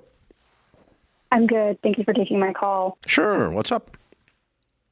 I'm calling because my late boyfriend died about 4 years ago, and with his family was very supportive, and I wound up inheriting all of his assets. And since then, I have maintained his tradition of gifting each of his nieces and nephews a cash fund for educational experiences every year. But I've recently gotten engaged, and my new fiancé does not think it is appropriate for me to continue doing this. And I feel stuck with what is the best way to move forward. How did you end up inheriting the assets? Did he have a will? So he did not have a will. I was listed as his beneficiary on his life insurance, but we were together and living. We were together about 8 years, so we did qualify as common law partners. And so the courts awarded you the assets then? The courts awarded me the assets, and I essentially, the last 4 years of our relationship, I had been in school, and he'd really been financially supporting both of us. Yeah. So I had gone to his parents, and I said, I don't feel the whole entitled. situation was treated as if you were married. Yes. Okay. But I had gone to his family, and I said, I don't feel entitled to all of this, so let's figure out how to share it between siblings and his parents. And they had said, no, we feel very strongly that Cameron would want you to have all of it, and we're fine, and you keep it. Okay. And how much is all of this? Between the life insurance and the house and his savings and pension payout, it wound up being about $1.6 million, a little less. Okay, and how much do you gift to the children? It's $1,000 a year, and there are 3 nieces and nephews, but there's a 4th on the way. And my intention, right after Cameron had died, was he used to give them $300 a year, but I decided I'm going to do $1,000 a year until they're 18. And then, a nice college graduation gift. And then, over 18 years, then with the 4, it will come up to about $80,000 total. Okay, so you inherited a bunch of money, over $1 million, as a common law wife from your ex, and you were in a relationship with him for 8 years, and so his family is still... you're still emotionally attached to his family, which is logical. I mean, if we just pretend let's just change the numbers, change the scenario very slightly and say you were a widow, that you were married. Mm-hmm. Okay. Let's just change the discussion and say that, because that's how the law is treating this. Okay. Yeah. And how his family treated it, for that matter. And you said, okay, my husband, who passed away 8 years ago, has 3 nieces and nephews that meant a lot. He used to give them $300. I give them $1,000. So it's $3,000 or $4,000 with the new baby on the way a year out of $1.6 million. Exactly. Whoopee. Who cares? I mean, the interest in the savings why account. Why is this inappropriate? So my new fiance, he comes from a very large family. He is one of 7 kids, and he feels that it's not appropriate for me to prioritize my late partner's family over his. So he thinks it is most appropriate for me to stop gifting this money or to gift an even amount to his nieces and nephews. I don't think it's about fairness. I think he doesn't like the emotional attachment. If this was a boyfriend you broke up with, I would probably agree with him. Mm-hmm. But he died. Yeah. Yeah. How old is your fiance? 32. It's kind of an immature approach. I mean, why can he not just stand back and say, this lady that I'm dating, that I'm going to marry, she's a package, and a package includes her past, just like my package includes my past, and her past includes $4,000 out of $1.6 million, which is irrelevant. Yeah, you're buying a biscuit. I mean, it's not like you're giving a high percentage or something. If you were giving them $100,000 a year or something, I might go, well, wait a minute. But I mean, it's an irrelevant amount of money. And yeah, it's just meant to be summer camp, and dance classes. But I think, he's met my late partner's family, and he knows I see them every summer, and he's always been very supportive. But I think he comes from a family that does not. $1,000 is realistically kind of a drop in the bucket to my late partner's family, but that amount for his nieces and nephews would be more substantial. But that's irrelevant. Mm-hmm. For him to ask you to do that is inappropriate. Okay. That's what's inappropriate. Not you giving the other kids money. For him to dare to feel entitled for his family, because his family's poor, that they should be getting some of your money, that's inappropriate. Okay. Yeah, the way you've presented this, maybe we left something out or maybe we didn't understand something, but the way you presented this does not leave your fiancé in a very good light. Yeah. I think we need to grow here and get some maturity and go, okay, this money was meant for this. She's carrying out the wishes and tradition over here. This is not clinging to some past. You clearly love him. He loves you. Even if it was just weird or awkward, it's not that much money. It's not $100,000 a year. I'm not going to pick a fight with my wife over this. There's a few things I might pick a fight, over money. Yeah. And it might be over a small amount, but this is, and then the argument is a false narrative that somehow his family is entitled to. They're not even in this discussion. The $1.6 million is hers. It's not his family's. I would look at it as a blessing. Like, what a legacy this guy left to my now fiance. Yeah, and how it set her up. And you're going to be marrying a millionaire. Exactly. So I'm not going to focus on this little speck over here. See, him being concerned about his extended family, he didn't want it for himself. He wasn't being selfish in that regard, is the very reason I talk about having a prenup. In situations where there's extreme difference in net worth, like she's got $1.6 million, she needs a prenup, so that his family doesn't think, or he doesn't think his family. They don't come after her. Exactly. Saying, well, they deserve a pile of money too. Yeah. Sorry, we have a prenup. Yeah. Let's go ahead and state outside. Go ahead and state up front. Your family gets nada. Nothing. And if you leave, you get nothing. This is the prenup. Yeah. Or if I kick you out, you get nothing. So that, because of it exposes the crazy weirdness. Yeah, the actual inappropriate one is him. That's the strange part of the call. Interesting.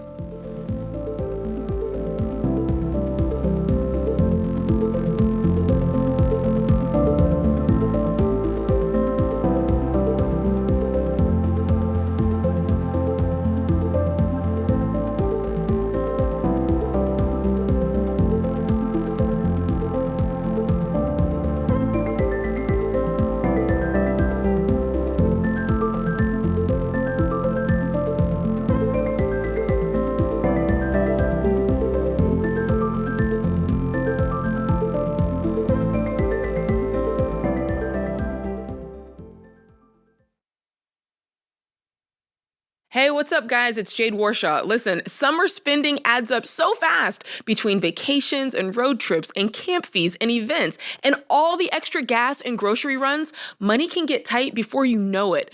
To really get your money under control and keep it that way, you're going to need a plan. And that's what you'll get with the Every Dollar Budget app. It helps you track your spending, free up cash to put toward debt and savings, and it's the simplest way to make a plan for your money before the month begins. So, no more wondering where your money's going. You're telling it where to go. Download Every Dollar in the App Store or Google Play and start for free today.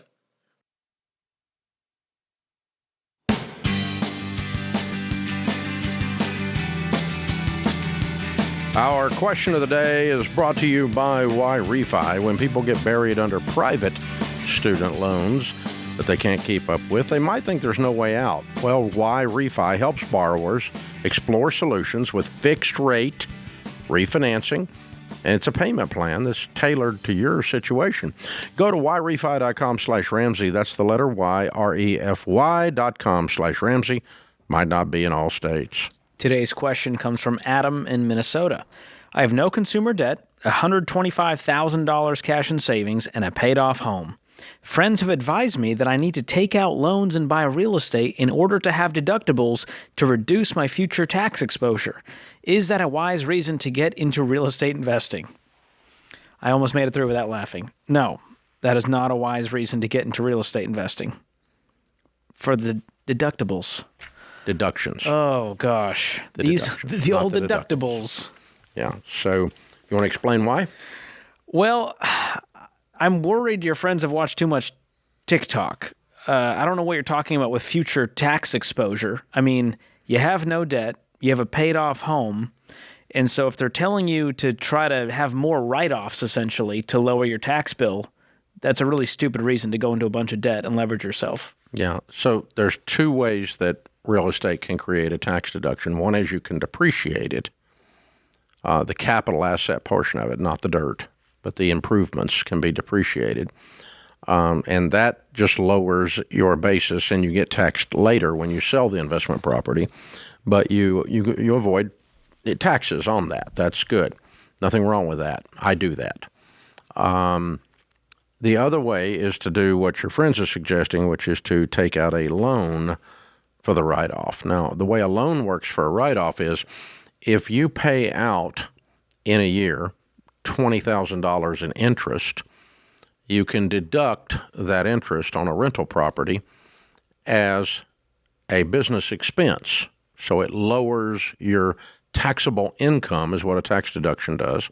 It lowers your taxable income by $20,000, which means you do not pay taxes on $20,000 of your income because you gave the $20,000 to the bank. Now, let's net that out, though. A $20,000 tax deduction lowers your income. Let's say you made $100,000, so now you're only going to be taxed on $80,000. So what it actually saves you is not $20,000. It actually saves you the taxes on $20,000. So if you're in a 25% tax bracket, as an example, make the math easy, 25% of $20,000 is $5,000. So a $20,000 tax deduction saves you $5,000 in taxes. Now here's the problem. You gave the bank $20,000 to keep from giving the government $5,000. So we stepped over $1 to pick up a quarter. Exactly. So you don't give the bank $20,000 to keep from giving the government $5,000. And that's not factoring in all the risk. That is what your friends are doing. We haven't even talked about the leverage, the loan, the risk. The tenants, are they paying? Is it more than the mortgage? There's a whole lot of other variables here. Now, there's simply that you're going to trade $20,000 for $5,000 in order to do what your friends are suggesting. So moral of the story is, don't take financial advice from your broke friends. They're stupid.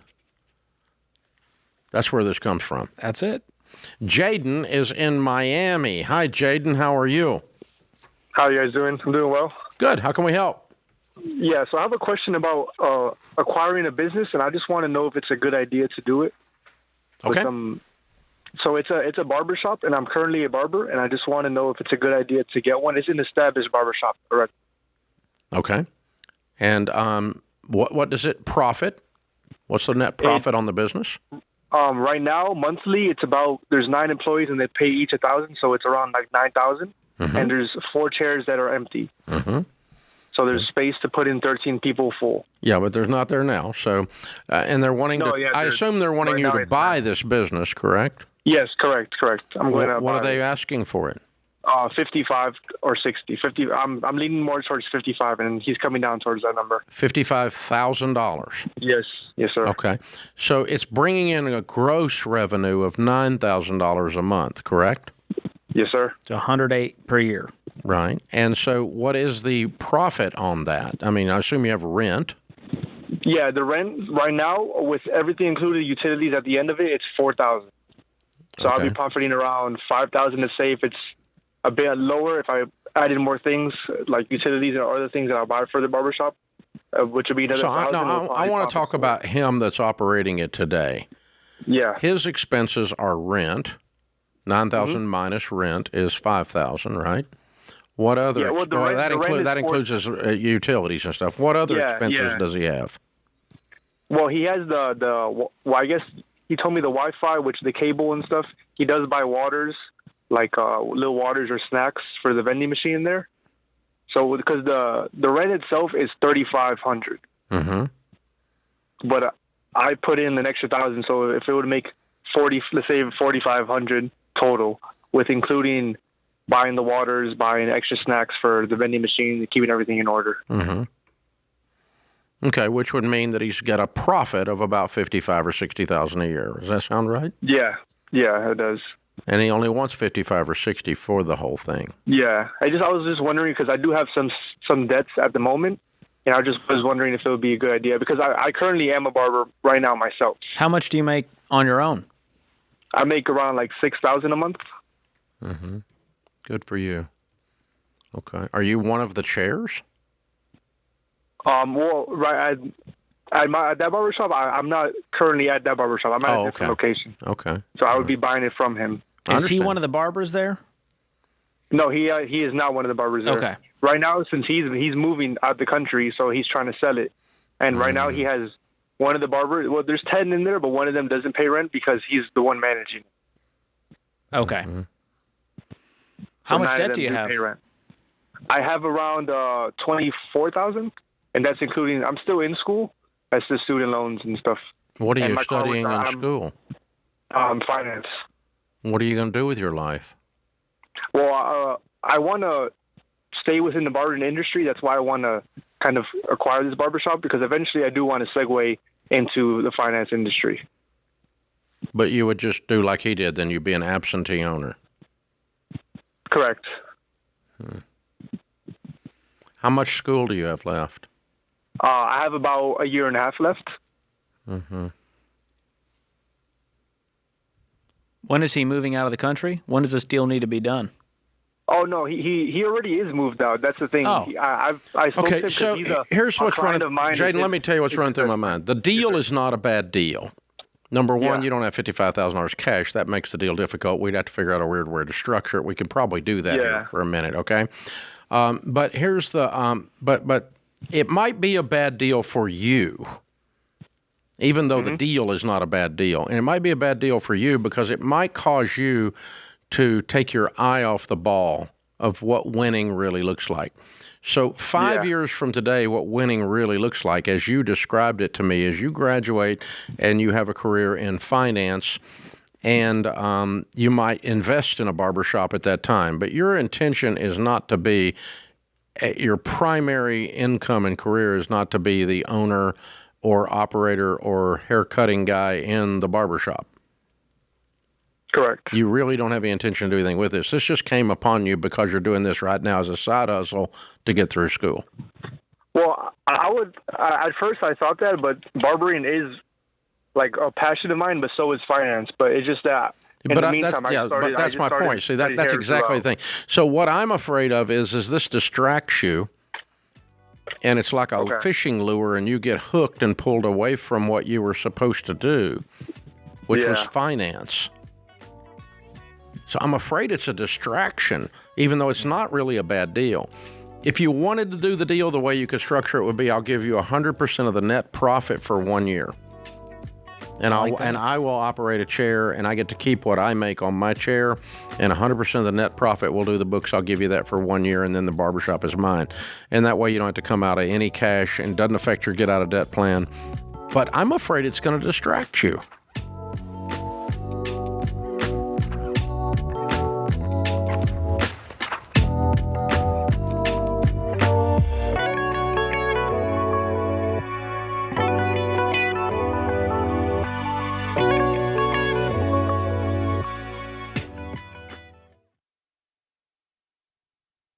If you're a business owner who's serious about growth, you've got to be at EntreLeadership Summit 2027. Summit is our world-class leadership conference where you will learn from the people who have influenced the way we lead at Ramsey. You'll also connect with like-minded business owners who are facing the same challenges as you. To get your tickets for May 2027, go to EntreLeadership.com/summit.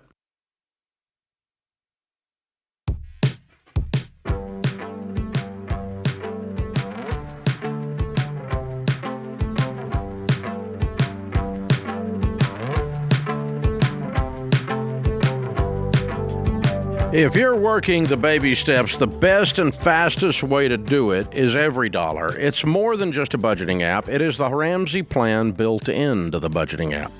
You can track your progress, get a personalized recommendation, even coaching for your situation. It'll help you free up more money and work the plan faster and the Ramsey way. It's like having one of us walk with you every day, showing you the next right step and holding you accountable. Start EveryDollar for free by downloading it in the App Store or Google Play. Lisa is with us in Tennessee. Hi, Lisa. How are you? Oh, I'm good, Dave. Thank you. Thanks for taking my call. Sure. I have a dilemma here. I'm wondering if I should give up my late husband's pension from the fire department to get remarried. I'm worried about financial security if it doesn't work out. Okay. So how old are you? We're both 69. Okay. And I make about $800 to $900 more a month than he does. My income is. So what do you make? Oh, not counting the pension. What do you make? Social Security, which is $1,000, $1,069. That's it. So you haven't worked. You've been living off the pension. Yes. Yes. How long has he been gone? 2.5 years. I'm sorry. Thank you. How long you been dating? About a year, and it's starting to get more serious on my end. He's been pretty serious, but what does he make? He makes about $4,800 a month. He has like $3,300 from Social Security, $1,500 from his retirement, but he has a truck payment and he owes about $100,000 on his house. I'm debt free. I own my house, my car. I don't have any credit card bills. I've got money in the bank. I got an IRA, a mutual fund. How much money in the bank? How much IRA and mutual fund? Well, not a whole lot. I've got about $40,000 in savings in the bank, and $129,000 in an IRA, and about $30,000 in a mutual fund. Okay. How much is the pension? The gross is $54,000, but the net I take home $4,600. Wow. Plus Social Security. Huge. Yeah. Well, I see your pause. I agree with your hesitation. I'm trying to think how to 100% of the time I'm going to get married and money's not going to keep me from it, okay? But I need to be wise, and I think that's what's giving you pause. Wise means I need to be very, very sure of this guy. Wise means I need to be sure of this guy's plan to quit borrowing money, get out of debt, and build wealth. Get out of the debt business, okay, because you're out of it. Wise means maybe even a prenup that says you get something in the event to offset the fact that you gave up the pension, because, you're married 3 years, you get a divorce, you can't go back and get the pension. So you you would need to take a chunk of his hide with you. That's true. That's one way of putting it. Yeah, that's the way I would. Because otherwise, there's just too much risk. Yeah, because it's living off $50,000 a year income, which is the equivalent of a $500,000 investment that you're giving up. But I always would tell you to go live your life and be married. And I think your first husband would probably tell you, live your life and be married. Don't let money stand in the way of a high quality life and relationship, right? I would not, I don't want to have that as my principle or my guiding light. I want to do enough pre-marriage counseling and discussion and a length of engagement that I'm 100% comfortable, A. B, that would include us getting on the same page with money, which means he's getting out of debt. C, I want $1 million life insurance policy on him. Oh, okay. Doesn't cost that much if he's healthy. Does he smoke? Is he overweight? No, he's very, very healthy. Okay. Then it won't cost a lot, even at 59. You'll be surprised. Go to Xander Insurance. You'll be surprised how inexpensive $1 million can be. Buy like a 10-year policy or something. And then C, and this is D. This is the last one, and I don't know how to do this one, but I really would want to come away from maybe a prenup that faded away. That if in year one it'd be a lot, you would end up getting his house. Year two, you would end up getting less. Year three, you'd get less. Year four, you get less, and so on, to where after 5 years, you maybe didn't get anything, right? But if this thing goes in and you've been scammed somehow, and you gave up $50,000 a year, I would want you to come away from it, leaving him wishing he didn't do this. Well, let me ask you this. My house is paid for, and if he moves into my home and he sells his home for, say, $400,000, where does that money go? That's the money that could be parked into an investment and have your name on it in the event something goes bad. That could be your prenup thing. Okay. Because it's not enough, but it's at least enough to somewhat offset this. I don't think we can solve 100% for this. The way you solve for it is the length of engagement to where you get super comfortable, detailed, in-depth pre-marriage counseling where you get super comfortable, and agreement and alignment on no more debt where you get super comfortable, and then a life insurance policy, and then kind of a prenup lien on, and I don't usually do this kind of stuff, but I'm worried about you.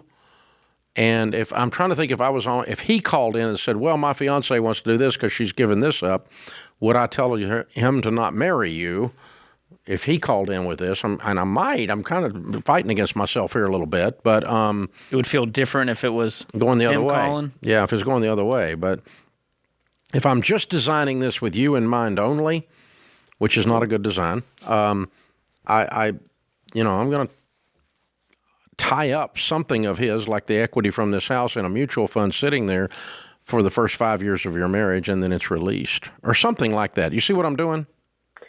Yes, and why the $1 million life? Just in case he dies and I get the policy. Exactly. We're going to put you right back where you were, but a little better. Okay.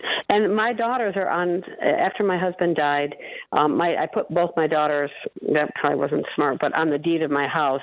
I thought about putting it in a trust, but so if he moves in here and we're married 10 years, he doesn't get anything. The house goes to my daughters. I'm not even sure how all that works. It's up to you. You can set it up in a will and a trust, and you need to do that too. So you guys need to sit down with an attorney and have wills drawn and have a prenup drawn and work through this. And you need to sit down with some pre-marriage counseling. This is complicated. It is. But, after 10 years, who do you want the house to go to? Your 10-year husband or to your kids? I don't think either one's evil. I'd hate to throw him in the street so your kids got a house they didn't need. Right. But maybe he could live here until he died. Yeah. I don't know. Yeah, but if he's healthy, that could be a long a relationship. Yeah. He's pretty healthy. We both are, actually. Yeah, I probably wouldn't do that. I'd probably say you get to live here a certain number of years, and then you have to move. Okay. So it's not, the rug's not jerked out from under him, so to speak. And your daughters don't get all like, kind of thing going. So. But then his money, the sale from his house, should go. It should go to him after a period of time. Okay. But if he took off in the first 3 years, to offset what you're giving up is what I'm trying to figure out. You see? Yeah. You're giving up a lifeline, so and we need to make sure there's another lifeline. I'm not usually, most of the time, I'm not a prenup guy. I'm not going to go that way. Twice on the show, you recommended it. Look at that. Look at me. The one was consistent because it's $1.6 million versus nothing. And this one is not that. It's just trying to protect situation. her. Now, would I tell him to do that? Depends on his tone. He's got to be sure she's worth this. That's true. Because he's asking her to give this up, and he's got to pledge a dowry to cover this. That's what compromise. I probably would tell him to do it.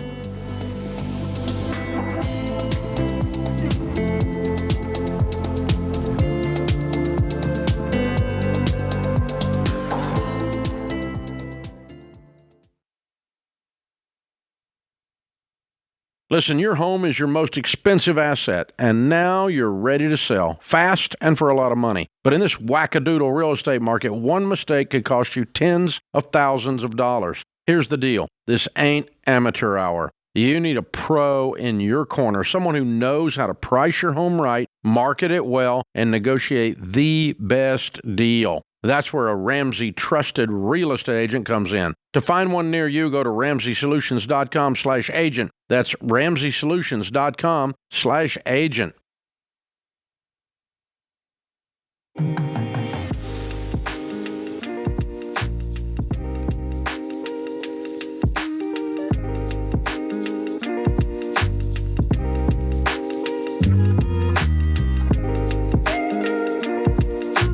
Our scripture of the day is Exodus 15:13. In your unfailing love, you will lead the people you have redeemed. In your strength, you will guide them to your holy dwelling. Simon Sinek said, the joy of leadership comes from seeing others achieve more than they thought they were capable of. Beth is in Wilmington, Delaware. Hi, Beth. How are you? I'm good. How are you guys? Better than I deserve. What's up? So I'm trying to learn about retirement planning because nobody's ever taught me. I don't really have a mom or a dad, like a personal person to go to. I don't know anything about accounts, investing, long-term savings. I want to make smart financial decisions, but I honestly don't know where to start. I didn't know if maybe you could possibly help me. Sure. You called just the show. Well, I'm proud of you for going, hey, I'm 38. It's not too late for me to build wealth. And a part of that is setting the foundation. So we teach a process called the baby steps, and that involves getting out of debt, having an emergency fund, paying for the past so that you can then build for the future with all of this margin. Because that's the main reason people don't invest. Number one, they're scared, they don't understand it. And number two is they don't have the money to do it. So where are you at on this financial journey? Okay. So 3 years ago, we filed for a Chapter 13 bankruptcy, so we no longer have any debt. Because of my medical, we sold our home. We now no longer have a mortgage. We paid for close to brand new home, so we have no mortgage. Currently, I have maybe less than $3,000 in medical debt. It's new since then. We make $157,000 a year. I make about $75,000. He makes about $82,000, $90,000, depending, how much overtime he has. We don't have any credit cards. So that's kind of where we are financially. You guys have any money saved at all? That's the problem. That's where we keep going. Where are we going wrong? We have no money saved right now. Currently, if I look at my bank account, we have $48. That's a budgeting problem. And so we have an app called Every Dollar that we will gift to you, the premium version, so you connect your bank accounts, and you need to start making a plan for every dollar because you guys don't have an income problem. You got a spending problem. Yeah. So when you do that budget, it'll show you pretty quick where all your money's going when you start to list out every line item compared to your income. And the goal is to have money left over because you're probably taking home, $9,000 at least a month? Yeah, you're about right. And I also get bonuses. I get about $2,000 in bonuses at the end of the month, depending. depending. So I think you open that app after you get off. We're going to give it to you, and you sit down with your husband tonight, turn off the television, all distractions, and then say, all right, let's start looking at June. We're right here at the 1st of June. Let's say, all right, June's income is here. What are we going to do with June's income? And give every one of those dollars a name, an assignment that the two of you agree to. And when every dollar is assigned for $9,000, you're going to look down and go, where are we spending all this money? Because you're going to have trouble finding it all, because there's a lot of waste in disorganization and in impulse. And when you don't have a plan to guide you that you stick to, you have disorganization and impulse. And so, you're going to look down and see what you spend on Amazon and gag. You're going to look down and see what you spend on restaurants and go, oh, my God, no wonder we have no money. And you're going to look down and spend on whatever. So you don't have a car payment. You don't have a student loan. You don't have any debt except this little $3,000 debt. That's the other thing. Okay, so no, I don't have student loans, thank the Lord. I do have a car payment debt, which is $900 a month. It's about $61,000 in total. I have been paying on that since 2023. That would be a debt. Yes, okay. That is a debt. I'm sorry. See, my mom and dad never taught me any of this. That's okay. Absolutely nothing. That's all right. But I mean, when you owe somebody a payment, you got debt. Yep. That's so it. I have that, and then we do have leasing. We lease the grounds that the home is on, if that makes sense. Mm-hmm. But it comes with sewer, it comes with trash removal, and a couple of other things, and it's less than $1,000. Our mortgage loan was like $1,200 and climbing because of tax raising. So are you in a mobile home? The modular, yes. We're in a 2016 modular home, so it's newer. It's not old, but yeah. And did you borrow money to buy that? No. So here's the catch. The house that we had prior to this, we bought for $194,000. We sat for 5 years, maybe 6. I sold it for $322,000, what netted me over $120,000 about. So we took that after, all the background noise, everybody we had to pay. I had about $116,000 that I could put towards this, and I paid it. I have no mortgage now. But it's going down in value.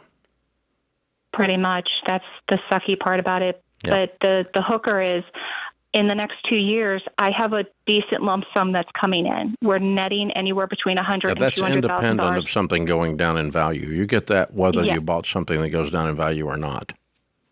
Yes. Yeah, so we want to limit the time we own this modular home. That's the other problem. We can't limit it. So we can't even climb out of trying to get a credit card or anything at this time. We're year 3, obviously, like I said, on the bankruptcy. So we're trying to build something like a credit, at least my husband. No, you don't need to build credit. You need right now. You don't need to build credit. You've been through a bankruptcy. I would start talking about how we sell this even if we end up renting something. I would rather be a renter than owning a thing that's going down in value that's this large. Because this $100,000 is going to turn into $30,000 in about 20 minutes. And I don't want that to happen. So need to start talking about that. We need to start talking about how we're going to get rid of this car debt, like sell it. We need to talk about how we're going to get in control with the money we have coming in. And then you're going to see that you're debt-free, except for the home or the rental. And we're going to build an emergency fund. And then you can start talking about your long-term investing. And we'll walk with you through every bit of that. We can show you every bit of that. But let's start with the basics. And the basics are let's get out of debt on a plan and build an emergency fund. And not own a $100,000 item that's going down in value or a $60,000 item that's going down in value that has debt on it. That would be the car. So these are the things we got to start. These are big moves. And after all you've been through, you're kind of thrashing about trying to find some footing, and you just grabbed a slippery rock instead of a good one to step on. That's the problem. So hang on. We'll give you every dollar. Also send you a copy of the book, The Total Money Makeover, and a copy of George's book. And between the two of those, both of you read both of those, and you start working this plan, and you just start listening to this show. You call us anytime, and we'll help guide you through your new financially savvy life. Yeah, but it's not too late. I just crunched the numbers for her. Even if it takes them a year to figure all this out, from 39 to 64, 25 years of investing 15% of their amazing income, they'd have $3 million. So I think we can retire with that kind of money. You can still build So the wealth. future sounds like this. If in the next 3 years you sell the modular home, rent a little bit, pile up some money, and purchase a home that you then later get paid off, you get rid of all your debt, including your car, and you start living on purpose with your money and build an emergency fund. 3 years from now, you start putting 15% of your income away. Then in just a few years, you're going to have $3 million in your 60s. Yeah. And the most basic financial literacy, and this is something you've done for 35 years, is this. Don't owe people money, increase your income, live on less than you make, and invest the difference. That's it. It's about 3 sentences. If you just do that, you will be unbelievably wealthy and have a great life. And if you tell people that over and over and over for 35 years, people will call you genius. You're a genius, Dave. You're a genius. Well, the hard part is doing it. It's easy to say it. It's fun. But you always say, personal finance it's 80% behavior, it's 20% head knowledge. You know what to do, but doing it's a pain in the butt. She could have Googled how to get out of debt. The hard part is doing it. That's the tough one. And so she might have. There's still hope. I'll put her on the show, but maybe she found us that way. Yeah, that could have been. If our SEO is working well. I don't think that's a thing anymore, George. They got rid of that with AI now? Yeah, I don't think... New acronyms? I don't think there's been SEO in a while. How could you be that far behind? Now I'm the boomer. Who knew? I can't win. An aging millennial. Oh, gosh. Oh, my gosh. I'm getting old. Yeah. But we did take 2 different hair calls on the show today. I'm glad I was here for it. Yeah. Me with none and you with perfect. Who knew? That puts this hour of the Ramsey Show in the books. We'll be back with you before you know it. In the meantime, remember, there's ultimately only one way to financial peace, and that's to walk daily with the Prince of Peace, Christ Jesus.